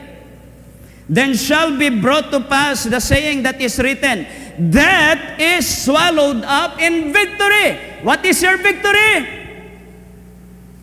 Lalamunin daw ng pagtatagumpay ang kamatayan. Ang tanong ko sa inyo mga kapatid, ano ang ating pagtatagumpay? What is our victory? Our victory is character. Ang ating pagtatagumpay ay character. In other words, ang kamatayan na huling gugupuin, ang magiging katapat niya ay ang character na nandun sa ating Panginoong Hesukristo. Kaya tayo'y nasa mga pagtitiis hanggang mabada si Kristo until we are restored to the image of the Son of God, the Lord Jesus Christ. Amen. What a precious covenant of God. Sabi ko nga sa inyo sa pagsisimula natin kanina, binabasa natin ngayon, pero sobrang tibay nito. Hindi lang ito matibay, doble ang tibay nito sapagkat yung pinanggalingan ng mga salitang binabasa natin, siya'y hindi lang namatay at siya'y muling nabuhay. Kung yung testator na namatay ay nagpapatibay ang kanyang kamatayan sa kanyang iniwan ng mga salita o tipan, how much more kapag ang testator ay muling nabuhay, lalong matibay ang salita ng Diyos. Kung sumasampalataya kang may kagalingan sa pangalan ng Panginoon, lalong matatanggap mo ang virtue ng iyong kagalingang sinampalatayanan. Amen. Ano man ang salita ng Diyos na sinasampalatayanan mo, whether sinasampalatayanan mo na kung paano sinabi ni Apostol Pablo doon sa bantay ng bilangguan, kung sumasampalataya ka, ikaw at ang iyong buong sambayanan ay maliligtas. If you believe that word in this Bible, then so be it. Hallelujah. Sapagkat muling nabuhay ang Panginoon, ang buong sambayanan mo, gaya ng nasusulat, ay maliligtas sa ilalim ng biyaya ng ating Panginoon. Amen. Death is swallowed up in victory. Oh, death! Ang tapang ano? Kanina binabasa pa lang natin sa Revelation chapter 1. Ang takot na si Juan, na subasob na kagaya ng patay na. Inunahan niya pa yung judgment of death. Kung kanina nababasa natin yung kahintakutan sa kamatayan, ngayon ang ating nababasa sa 1 Corinthians chapter 15 ay katapangan, bravery, courage against death. Sabi dito, oh death, where is thy sting? Nasaan ang pain mo, kamatayan? Nasaan ang kirot mo, kamatayan? Isn't that fear of death? No. Matapang na. Kasi born again na. Hindi lang born again, adopted pa. Hindi lang adopted. Fully revealed with the word of revelation. Fully revealed sa kanya ang salita ng Diyos. Amen? Kaya may dahilan ka ngayon, ingatan ng iyong bibig, ang iyong mata, ang members of your body, your spirit, your conscience, your memory, hallelujah, your affection. Meron kang dahilan para ingatan yan sa tulong ng Espiritu ng Diyos by His Word. Dahil alam mo, merong inheritance na itinalaga sa mga mapagtagumpay. Amen? Glory. O death, where is thy sting? O grave, where is thy victory? Nandyan ba kayo? Sino rito matatapang laban sa grave? Laban sa death? O death, where is your sting? O grave, where is your victory? Kapag ang mystery of the Word of God ay nahayag sa atin, we thank God for the message of the hour. Sa mensaheng ipinadala sa 7 kapanahunan ng mga iglesia para maintindihan natin ang mga katotohanan sa likod ng mga isinulat na salita ng ating Panginoon. So, what a precious thing. Wala nang puwang ang takot sapagkat may Kristong namatay at muling nabuhay at nagsabing, I have the keys of Hades and death. Kaya ano ating gagawin? Psalm chapter 23 verse 4, though I walk through the valley of the shadow of death, I will fear no evil. Can you say amen? Though I walk through the valley of the shadow of death, I will fear no evil, for thou art with me, thy rod and thy staff, they comfort me. Amen? Kaya, paano pa magkakaroon ng puwang yung mga nagbibigay ng kawalan ng pag-asa sa mga taong walang Kristo sa kanilang buhay kung si Kristo ang kasama mo palagi? Amen? Siya yung magka-cast out ng mga pagkatakot. Palakpakan natin ang ating Panginoon, mga kapatid.